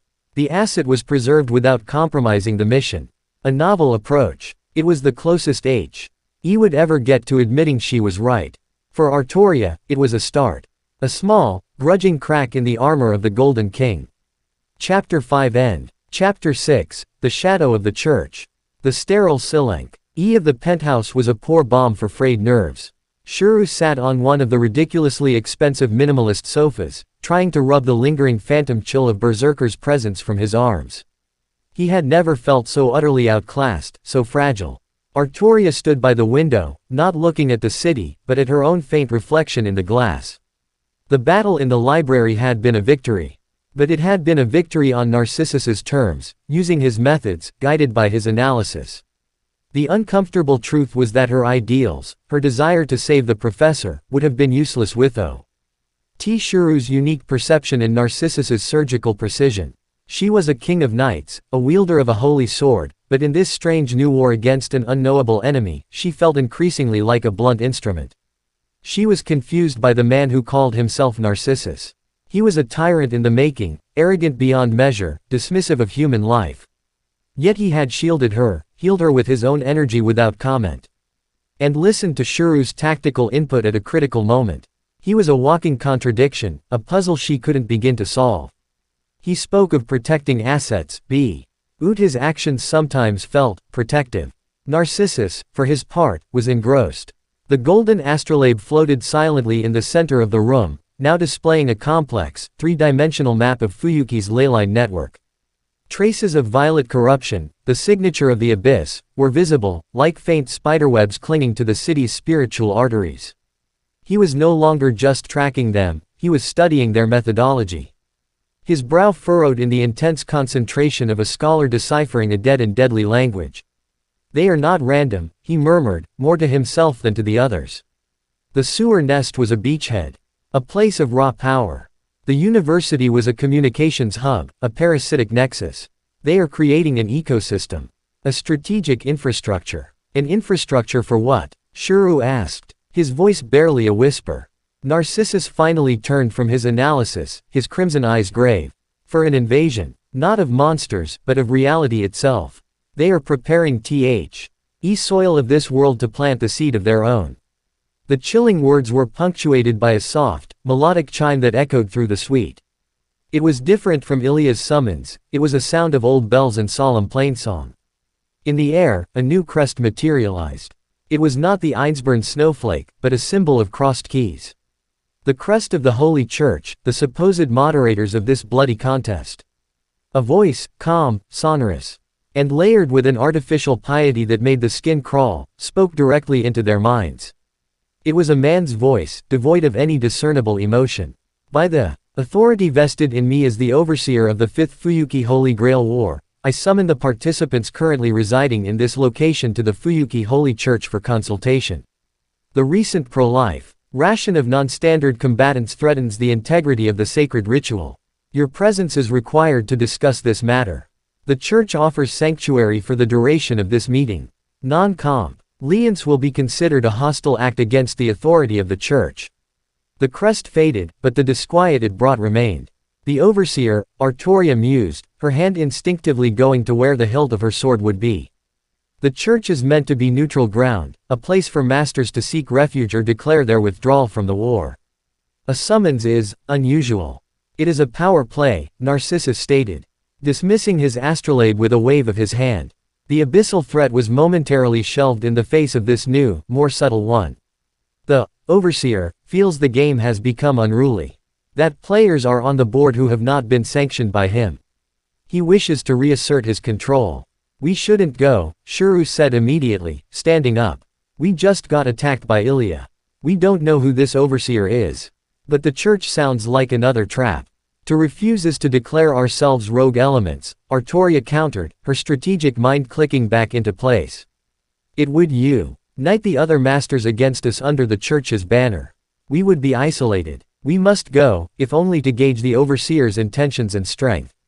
Narcissus smiled, a thin, wolfish expression. The King of Knights is correct.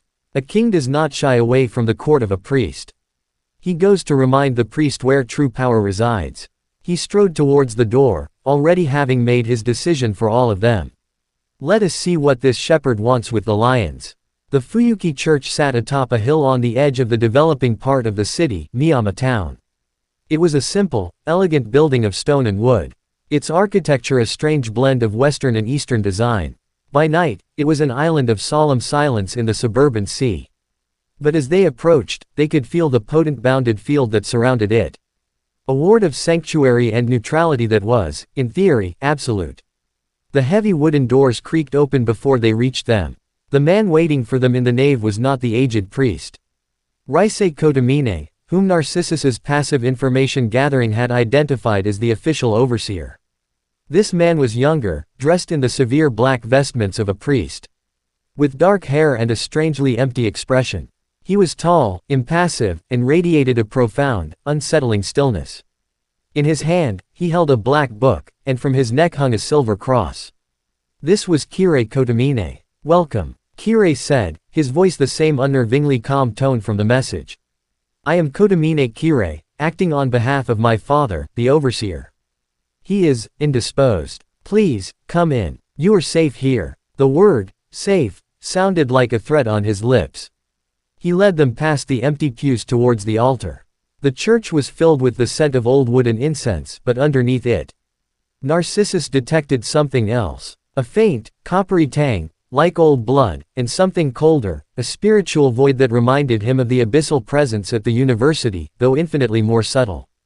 I have called you here because a grave situation has developed, Kirei began, turning to face them, his expression unreadable. Creatures of unknown origin have been manifesting in our city. They are a perversion, a blight on the sacred battlefield of the Grail War. It is the duty of the overseer to excise such impurities. He paused, his dark, empty eyes moving from Artoria to Narcissus. You have encountered these entities, have you not? I sense the cleansing of two such nests of corruption. We have dealt with threats to the people of this city, Artoria replied, her tone guarded. Kirei's lips quirked in a smile that was no smile at all. Of course. Ever the righteous knight, Saber. A laudable, if predictable, motivation. His gaze shifted to Narcissus, and his curiosity became palpable. But you are an unknown. A servant of immense power, yet your class is indeterminate, your legend unrecorded. Your power feels blasphemously divine. A king, I presume. You presume correctly, Narcissus replied. His own voice a mask of regal indifference. He would not give this man the satisfaction of a reaction. I thought so, Kirei continued smoothly. Which is why I believe we can come to an arrangement. The church has vast resources, extensive knowledge of the city's spiritual geography, and a network of information. I propose an alliance. Work with the church. Let us help you cleanse this city of the abyssal filth. Under my guidance, we can restore the Grail War to its proper state. It was the offer of a viper. He wanted to place them under his command, turn Narcissus's power into his own personal tool. And what is the proper state of this war? Narcissus asked, his voice laced with mocking curiosity. 7 insects fighting over a crumb while a fox offers to guide them. The proper state is one where the rules are followed, Kirei said, his calm unwavering. Where the outcome is decided by the noble clash of heroes, not by the interference of outside forces. I merely wish to be the hand that restores that balance. You speak of balance, yet I feel a profound emptiness in you, priest, Narcissus countered, taking a step forward. The air in the church grew heavy. Charged with his presence. You do not seek balance. You find it boring. You are a man who has stared into the abyss, and found it to your liking. One can find beauty in all of God's creations. Kirei replied, his voice a silken whisper.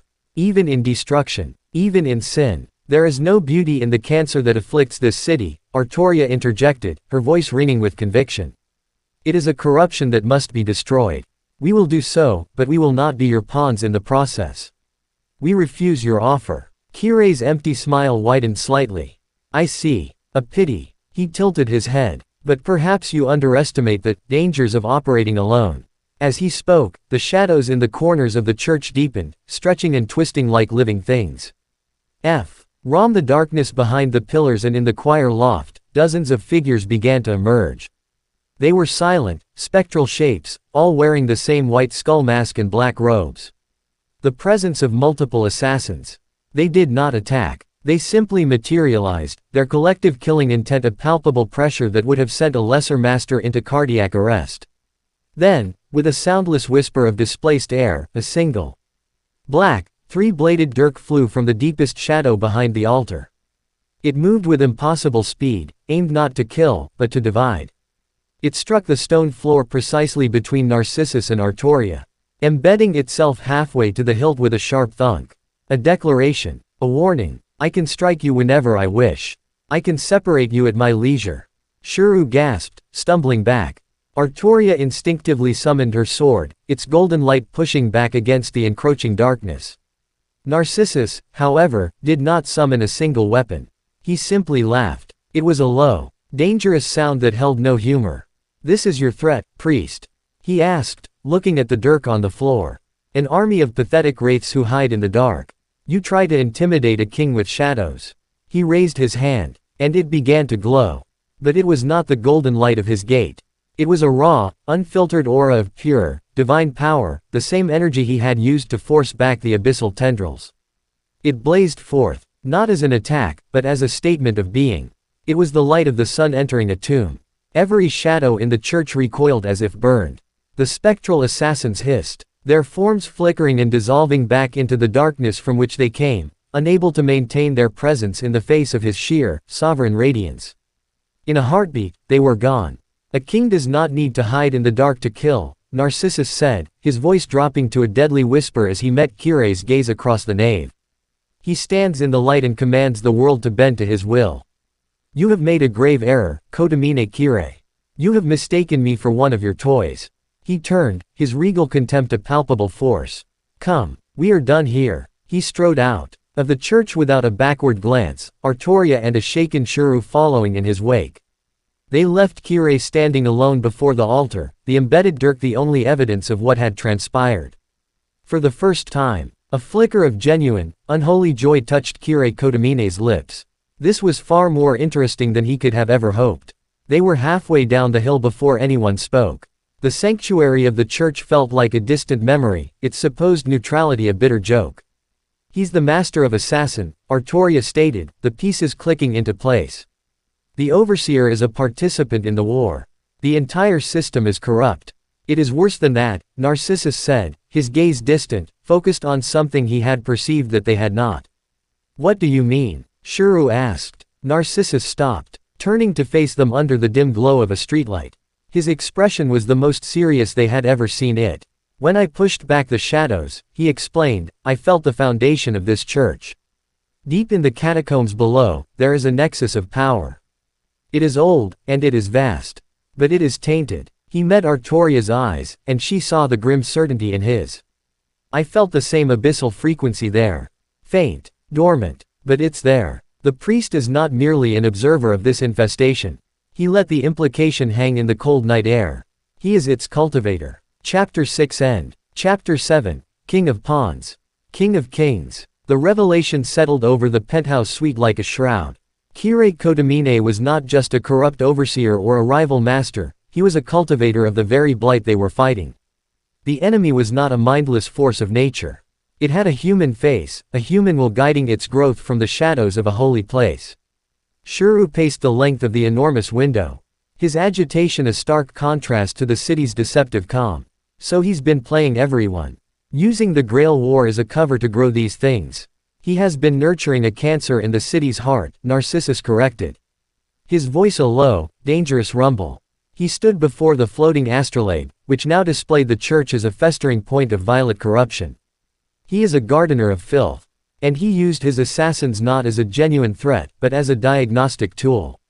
He wanted to measure my power, to see what kind of energy he was dealing with."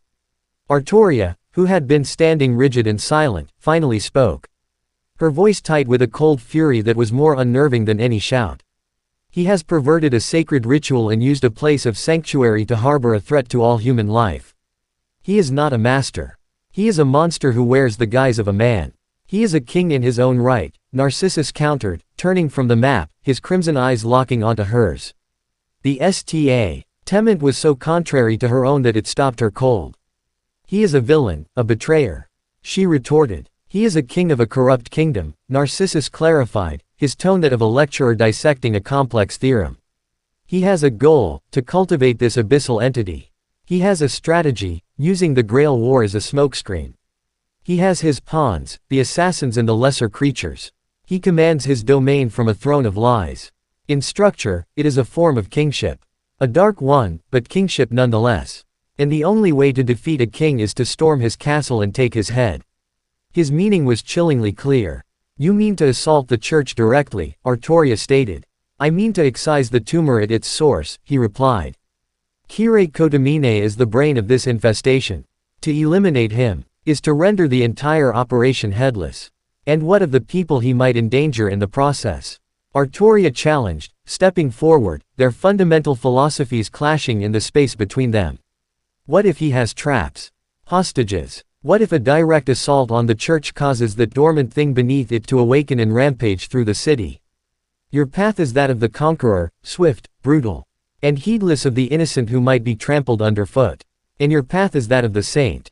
Narcissus shot back, his voice rising, laced with a frustration he rarely showed. You will spend your strength saving every farmer's hut while the enemy's castle stands untouched. You would die bleeding from 1,000 cuts, a noble martyr who saved no one in the end because you were too busy trying to save everyone. That is not kingship, Artoria. That is a beautiful, tragic flaw. He called her compassion a flaw. He called her dedication to the innocent a weakness. The word stung, but what hurt more was the genuine, almost pained frustration in his voice. He wasn't just mocking her, he was trying, in his own arrogant way, to make her see. Their argument was cut short by a sudden, jarring cacophony from the city below. Sirens began to wail, their cries rising from the direction of the Shinto commercial district. From the penthouse, they could see a faint, pulsating violet glow. Began to illuminate the sky over the city center. Narcissus turned to the window, his expression hardening into one of grim certainty. And so the King of Pawns makes his move. He gestured to the astrolabe, which shifted its focus, zooming in on the Shinto district. The projection showed dozens of abyssal signatures blooming into existence, not in sewers or on abandoned campuses, but in the middle of a bustling, populated area. He knows we are aware of him, Narcissus analyzed, his voice cold and sharp. He cannot hide any longer, so he creates a diversion. A crisis so profound that it will consume all of your attention. He is forcing your hand, King of Knights. He is betting on your sentimentality. He is betting you will rush to save the people. He was right. It was a calculated, cynical move. Kire was using innocent lives as a shield, creating a chaotic battlefield that Artoria, with her code of honor, could not possibly ignore. It was a perfect trap, designed specifically for her. For a long moment, Artoria stared at the glowing map, then at the distant, violet-tinged sky. She was caught between her duty as a king to protect her people and her duty as a warrior to strike at the enemy's heart. She could not be in two places at once. She looked at Narcissus, at his arrogant, unreadable face. He was a tyrant, a pragmatist, a man who saw people as assets. And he was also he only one powerful enough to face Kire directly. To trust him was a leap of faith that went against every fiber of her being. But not to trust him was to guarantee failure. She made her choice. Shish. Iru and I will go to the Shinto district, she said, her voice ringing with the authority of a king making a difficult, battlefield command. We will protect the civilians and contain the abyssal creatures. She met Narcissus's gaze. Her emerald eyes filled with a heavy, reluctant trust, will go to the church. You will face the priest. Take the head of the king. A slow, dangerous smile spread across Narcissus's face. It was not a smile of triumph, but of respect. She had finally seen the board as he did. An acceptable division of labor, he said. He walked towards her, stopping just before her. Do not fail, King of Knights. The lives of your pawns depend on it. And you, King of Kings, she replied, her voice steady, do not become the monster you are fighting. A silent understanding passed between them. It was not friendship. It was the grim accord of two sovereigns who had finally agreed upon a strategy for survival. The Shinto district was a scene from a nightmare. The normally vibrant, lantern-lit streets were a maelstrom of chaos and terror. Screaming civilians fled in every direction while shadowy, multi-limbed abyssal creatures rampaged through shops, tearing down signs and swarming over cars. The creatures weren't just killing, they were spreading corruption, their very touch causing the world around them to blacken and decay. The Vimana streaked through the sky, depositing Artoria and Shuru on a rooftop overlooking the main plaza, before banking sharply and vanishing in the direction of the church. "Saber, there are too many of them," Shuru yelled, his eyes wide with horror. "We will not defeat them all," Artoria said, Excalibur appearing in her hand, a beacon of golden light in the encroaching darkness. "We will defend. We will hold the line. Our purpose here is to save lives. Not to win a battle. Shuru, stay on the rooftops. Use your eyes. Find the alphas, the leaders. Direct my strikes." She leapt from the roof, a silver and blue comet landing in the center of the plaza. Her landing was an explosion of holy energy that vaporized the nearest creatures. "Here," she roared, her voice amplified by mana, cutting through the screams of panic. "Your fight is with me." She became the eye of the storm. A fortress of one. Her blade was a blur of light, a scything whirlwind that held back the tide of darkness. She fought not with the wild abandon of a berserker, but with the focused precision of a guardian, her every move calculated to intercept a threat to a fleeing civilian, to cut off a creature from a trapped family. From the rooftops, Shuru became her eyes. He was terrified, but Artoria's trust in him was a fire in his veins. "Trace, on." He projected a pair of simple, black, curved swords. He didn't fight the monsters directly. He used the swords as tools, throwing them to cut ropes and drop scaffolding to block alleyways, creating barriers to guide civilians towards the safer side streets. His structural analysis allowed him to see the flow of the battle. "Saber, to your left," he'd yell. "A larger one is breaking through by the bus stop. It's tougher than the others." Guided by his intelligence, Artoria could fight with maximum efficiency. Her power directed exactly where it was needed most.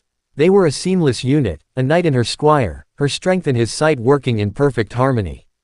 At the same time, on the other side of the city, Narcissus's assault on the Fuyuki church was one of silent, terrible grace. He didn't crash through the gates.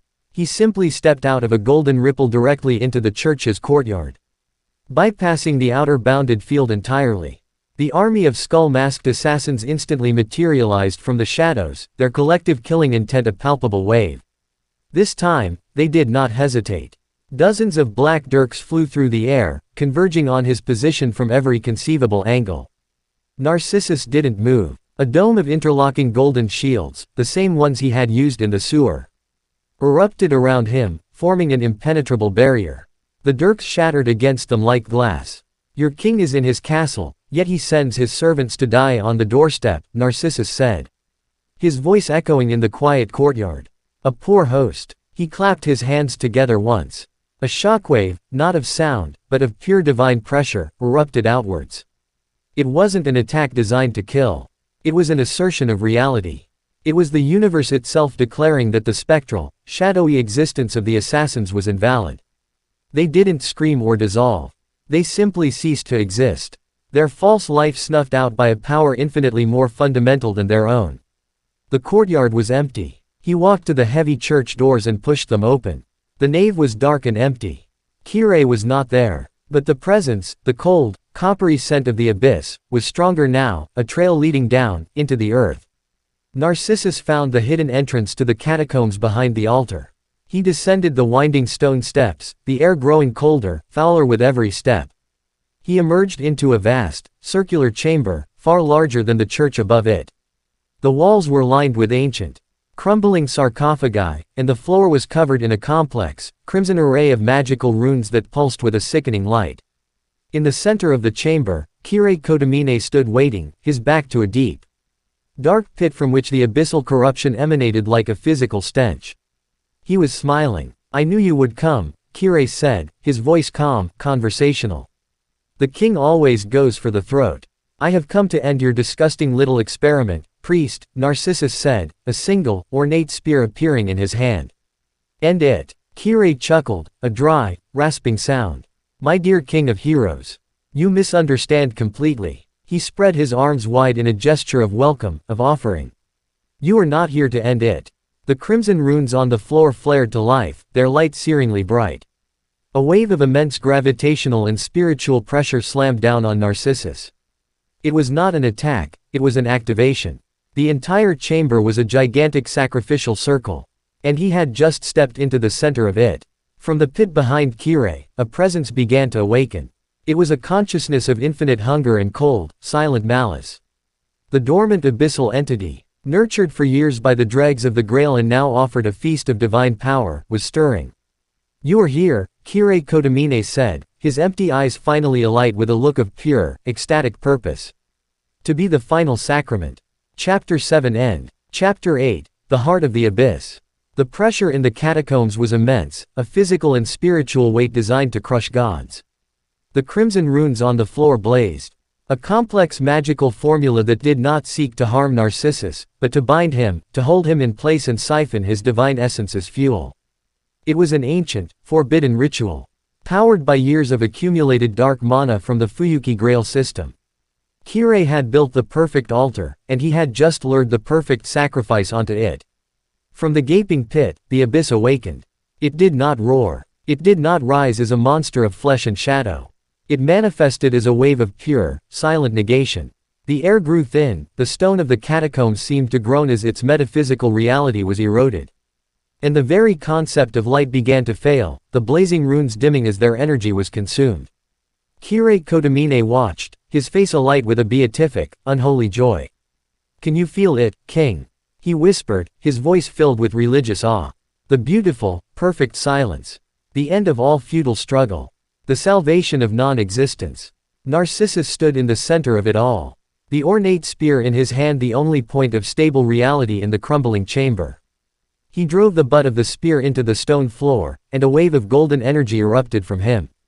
A raw assertion of his own divinity that warred against the encroaching emptiness. The runes flickered, their hold weakening for a moment. You call this salvation? Narcissus's voice was a low growl. But it cut through the oppressive silence with the authority of a thunderclap. This is a child's tantrum against creation. You are a fool who has mistaken a void for a god. He was under incredible strain. The abyssal entity was not a creature he could simply strike with a weapon. It was a hostile reality, and its very presence was poison. His own divine nature made him a beacon, the most desirable and potent fuel for its manifestation. Kirei simply smiled. The unenlightened always fear what they cannot comprehend. Your power will serve a glorious purpose. It will give the abyss a voice, a will, a heart with which to bless this broken world. He was not just feeding the entity. He was trying to give it a consciousness, to incarnate it using Narcissus's spiritual core as a template. Narcissus knew he could not remain on the defensive.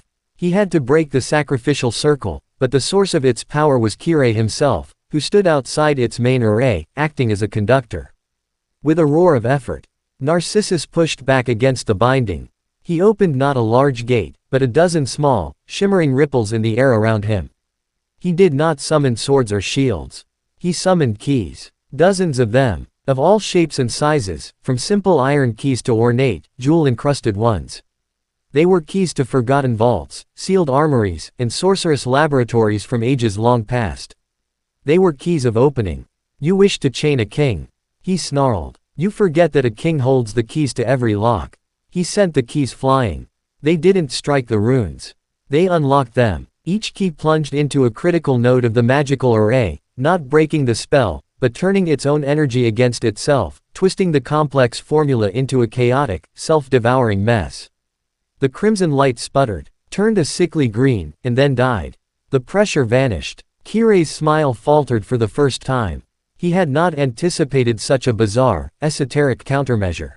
Freed from the binding, Narcissus acted instantly. The spear in his hand vanished.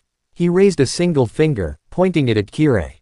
Now, priest. Judgment. From the tip of his finger, a beam of pure, condensed golden light, no thicker than a needle, shot across the chamber.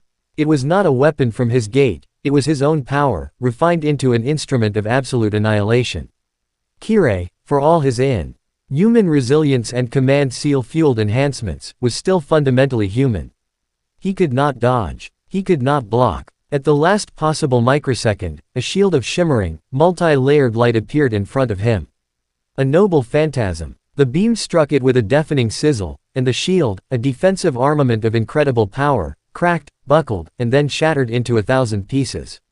The residual energy of the beam still caught Kirei, throwing him back against the far wall with enough force to shatter the stone.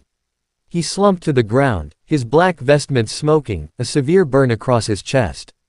He was alive, but barely. From the shadows near the pit, another figure emerged. He was tall, dressed in impeccably tailored golden armor that seemed to drink the light, slicked back blonde hair and a look of regal boredom on his face. He held his hand out, where the last remnants of the shattered shield dissolved into light. It was his. This was Archer, the eighth, unsanctioned servant of this war. This was Gilgamesh. But it was not the Gilgamesh that Narcissus knew. This was a younger, more arrogant, and somehow more human version of his father. To think a Ngrel priest would force me to deploy my armor, the golden archer drawled, his voice a familiar, hateful sound. You are proving to be a most troublesome piece of filth. He looked from the wounded Kirei to Narcissus, and his crimson eyes, so like Narcissus's own, widened in disbelief, then narrowed in pure, unadulterated fury.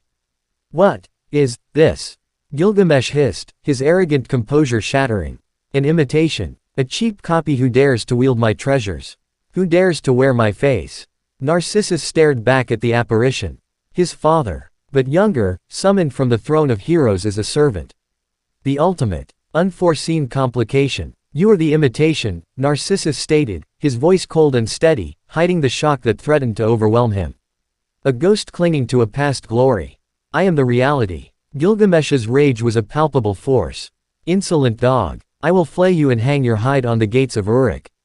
I will teach you the folly of mimicking a god.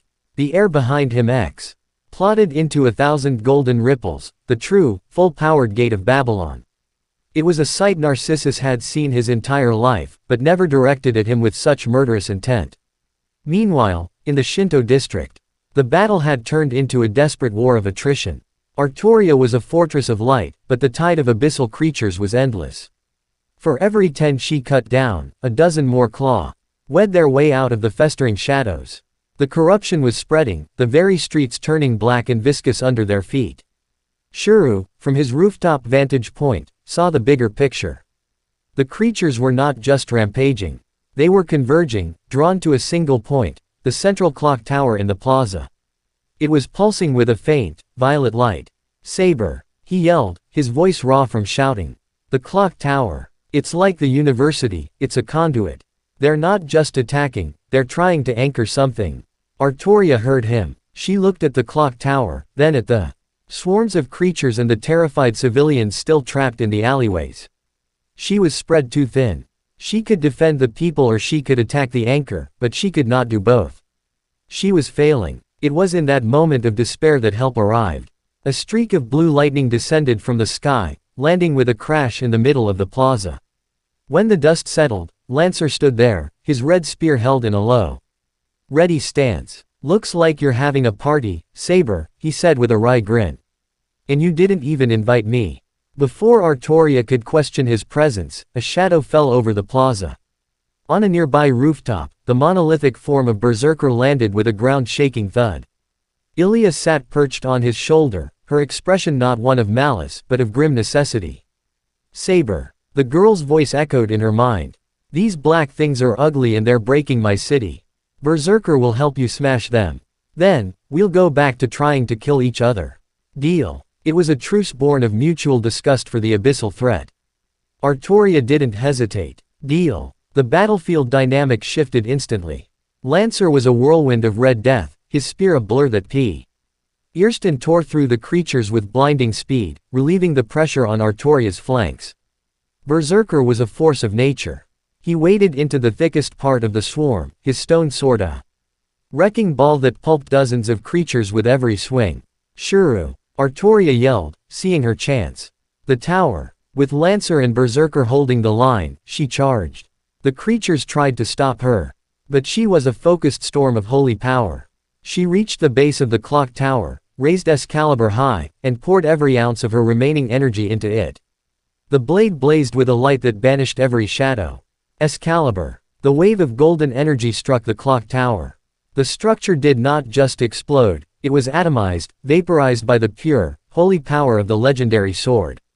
The violet anchor point shattered, and a psychic scream echoed across the district. The abyssal creatures, their guiding intelligence severed, faltered. Their movements became sluggish, uncoordinated. The tide had been turned. Back in the catacombs, the two kings faced each other. The air was thick with the pressure of two fully unleashed gates of Babylon. I will enjoy erasing you from existence, fake, Gilgamesh snarled. And the first volley of legendary weapons shot forth, a storm of steel and death. Narcissus met the storm with his own. He did not dodge. He did not block with shields. He summoned his own weapons. Exact duplicates, and launched them with perfect timing. Spears met spears, swords shattered against swords. The catacombs became a maelstrom of ricocheting noble phantasms, the sound a deafening. Continuous roar of divine metal striking divine metal. It was a perfect stalemate. How? Gilgamesh roared, his arrogance cracking under the strain of seeing his ultimate power perfectly mirrored. How can a mere copy match the original? Because I am not a copy, Narcissus said, his voice calm amidst the chaos. He took a single step forward, and the nature of his gate changed. New weapons appeared, ones that Gilgamesh did not possess. The spiraling sword Caladbolg, a spear that blazed with black lightning, a shield that seemed to be woven from solidified moonlight. These were treasures he had collected, created, or earned. They were his own. I am an evolution. I have taken the treasury you abandoned and added to it. I have improved upon the original. This was the ultimate insult. That this impostor would dare to claim he was an improvement. Gilgamesh's rage reached its zenith. Then I will show you the folly of your pride. He screamed. He reached into the deepest part of his treasury. His hand closing around the hilt of his most powerful, most treasured weapon. The one he reserved only for those foes he deemed truly worthy of its power. A strange, cylindrical sword with 3 rotating sections. Behold, Faker. The star that sunders heaven and earth. The end of your pathetic charade. Enuma. Before he could finish the name, before he could unleash the world-ending power of Ea. A chain shot out from Narcissus's gate. It was not a weapon. It was the golden, divine chain of Enkidu. It snaked around Gilgamesh's arm, his body, binding him completely. Gilgamesh's eyes went wide in shock. The chains of heaven. How dare you use the memory of my only friend against me? He struggled, his divine strength straining against the chain. But the sea, Hain was designed to bind those with divinity. The stronger his divinity, the stronger its hold. He was trapped. Narcissus walked forward through the now quiet chamber, the storm of weapons having ceased. He stood before his struggling, enraged father as a servant. This is what you have become? Narcissus asked, his voice quiet, filled with a profound disappointment. A ghost, a memory, summoned. To be the attack dog for a depraved priest. He reached out, his hand glowing with a soft, blue light, the chakra of his former life, a power utterly alien to this world and this version of his father. He placed his hand on Gilgamesh's forehead. He did not attack. He showed him. He pushed a single, potent memory into the servant's mind. A memory from his own life in Uruk. A memory of an older, wiser Gilgamesh. The king who had returned from his quest for immortality, sitting with his son on the ziggurat, looking out at the city he had built and protected, and speaking not of treasures or power, but of the duty of a king to his people. The servant Gilgamesh froze. The rage in his eyes was replaced by a wave of utter, soul-shaking confusion. The memory was impossible, yet it felt more real than his own current existence. At that moment, from the pit, the abyssal entity, deprived of its fuel, made one last, desperate move. A single, black, shadowy tendril shot out, not at Narcissus but at the wounded Kire, who was struggling to rise.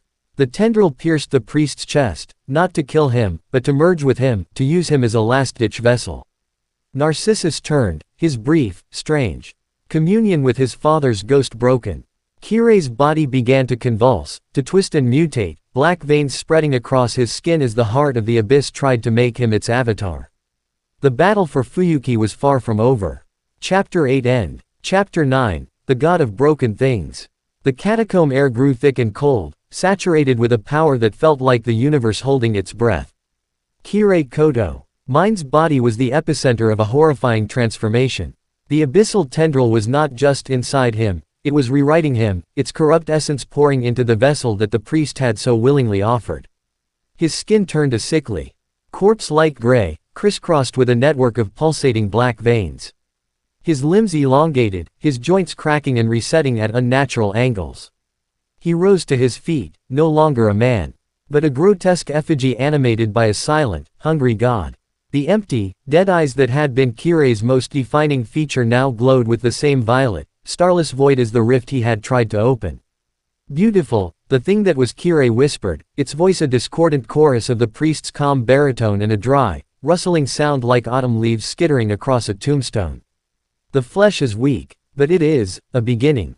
A foothold. The chains of Enkidu, which had held the servant Gilgamesh in an unbreakable grip, suddenly slackened and fell away. Narcissus had released him. The immediate threat was no longer the enraged ghost of his father, it was the nascent avatar of the abyss. The servant Gilgamesh stared, his mind still reeling from the impossible memory Narcissus had shown him. The rage that had defined his very being as a servant was gone, replaced by a profound, disorienting confusion.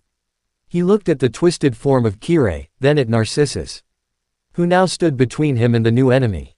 This entire situation had spiraled beyond the simple arrogance and glory-seeking of a Grail war. "What is that, abomination?"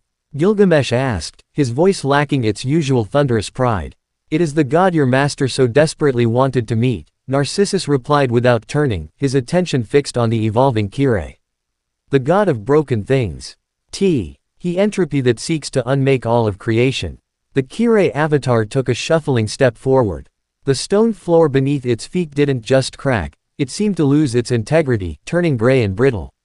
The very concept of stone becoming weak and undefined. "All things decay," the avatar rasped. "All order crumbles. All light fades. It is the only truth. We are that truth, made manifest." It raised a hand, and the air between it and Narcissus seemed to decay. A wave of invisible, corrosive force washed over him. It wasn't an attack of energy or magic. It was an attack on existence itself. Narcissus's golden aura flickered violently, the divine power that defined him being actively unwritten by the encroaching nihilism. Narcissus didn't try to block it. Instead, he summoned a single, simple object from his gate, a plain clay tablet, covered in the cuneiform script of his homeland. It was one of the first stories ever written down, a simple tale of a farmer and his family. He held it up, and the tablet crumbled to dust, its story, its very concept, erased by the avatar's aura. But the act had bought him a microsecond. In that instant, he acted. He wasn't trying to kill the avatar. Kirei was just the interface. The puppet. The true enemy was the core of the abyssal god that now resided within him.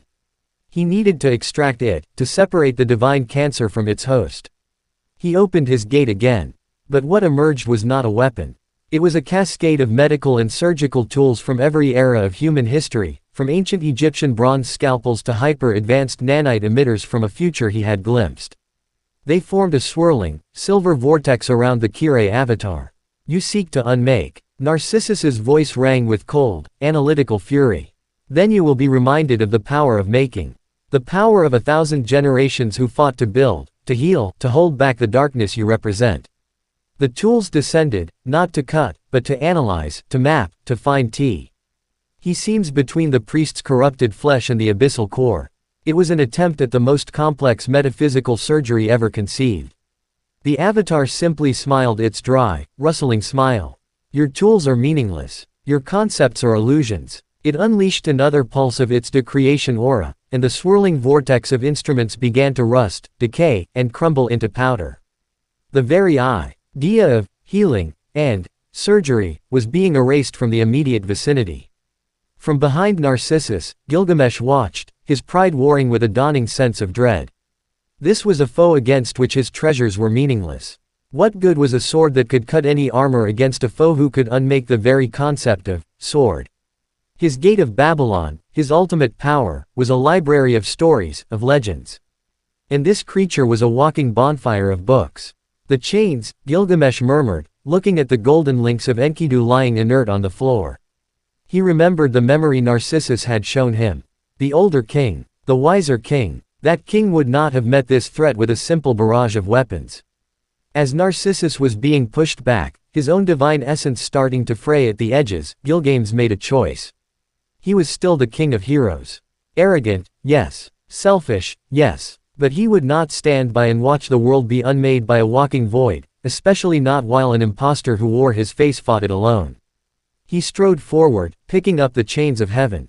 Faker. He called out. Your methods are laughably inefficient. You try to save the worm-eaten book. I say, you simply burn the worm.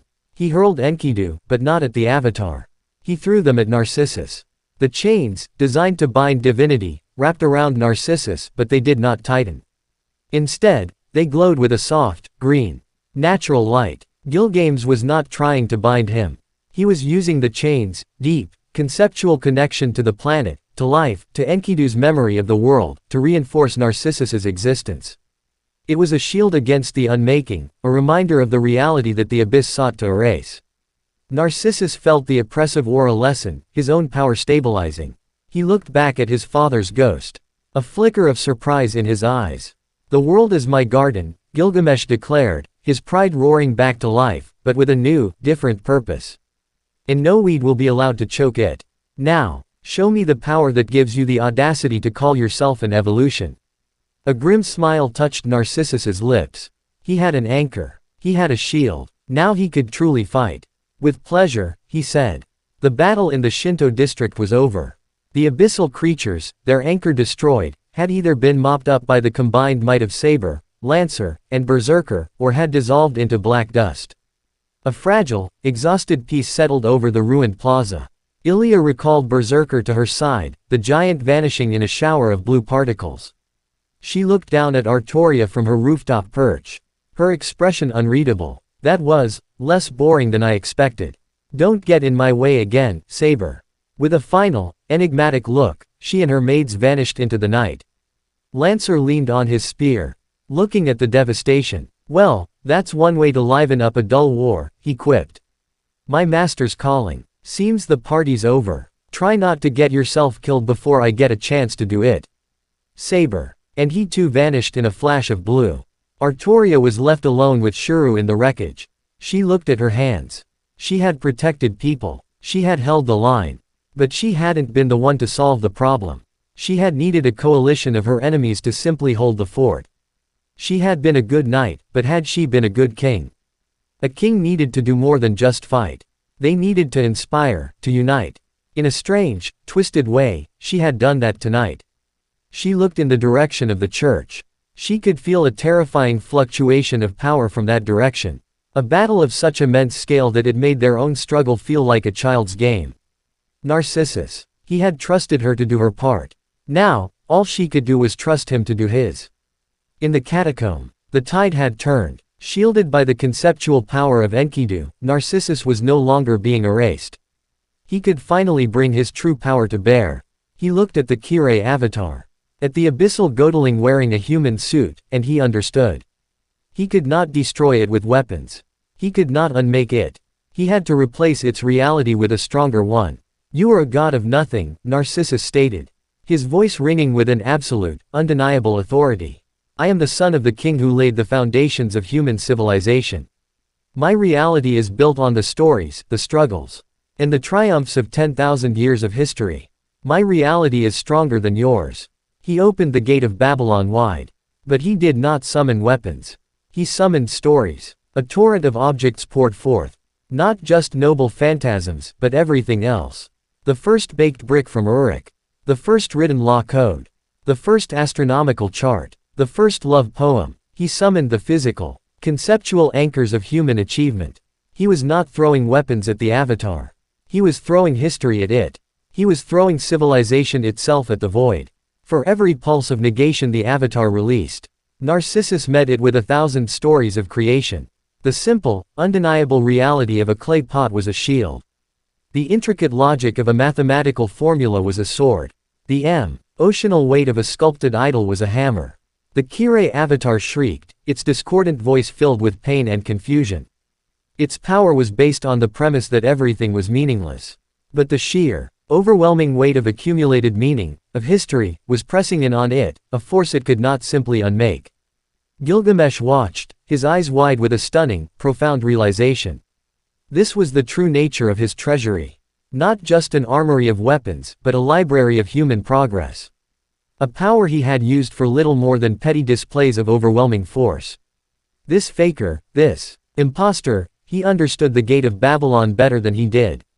It is not enough. The avatar shrieked, its form beginning to flicker and distort.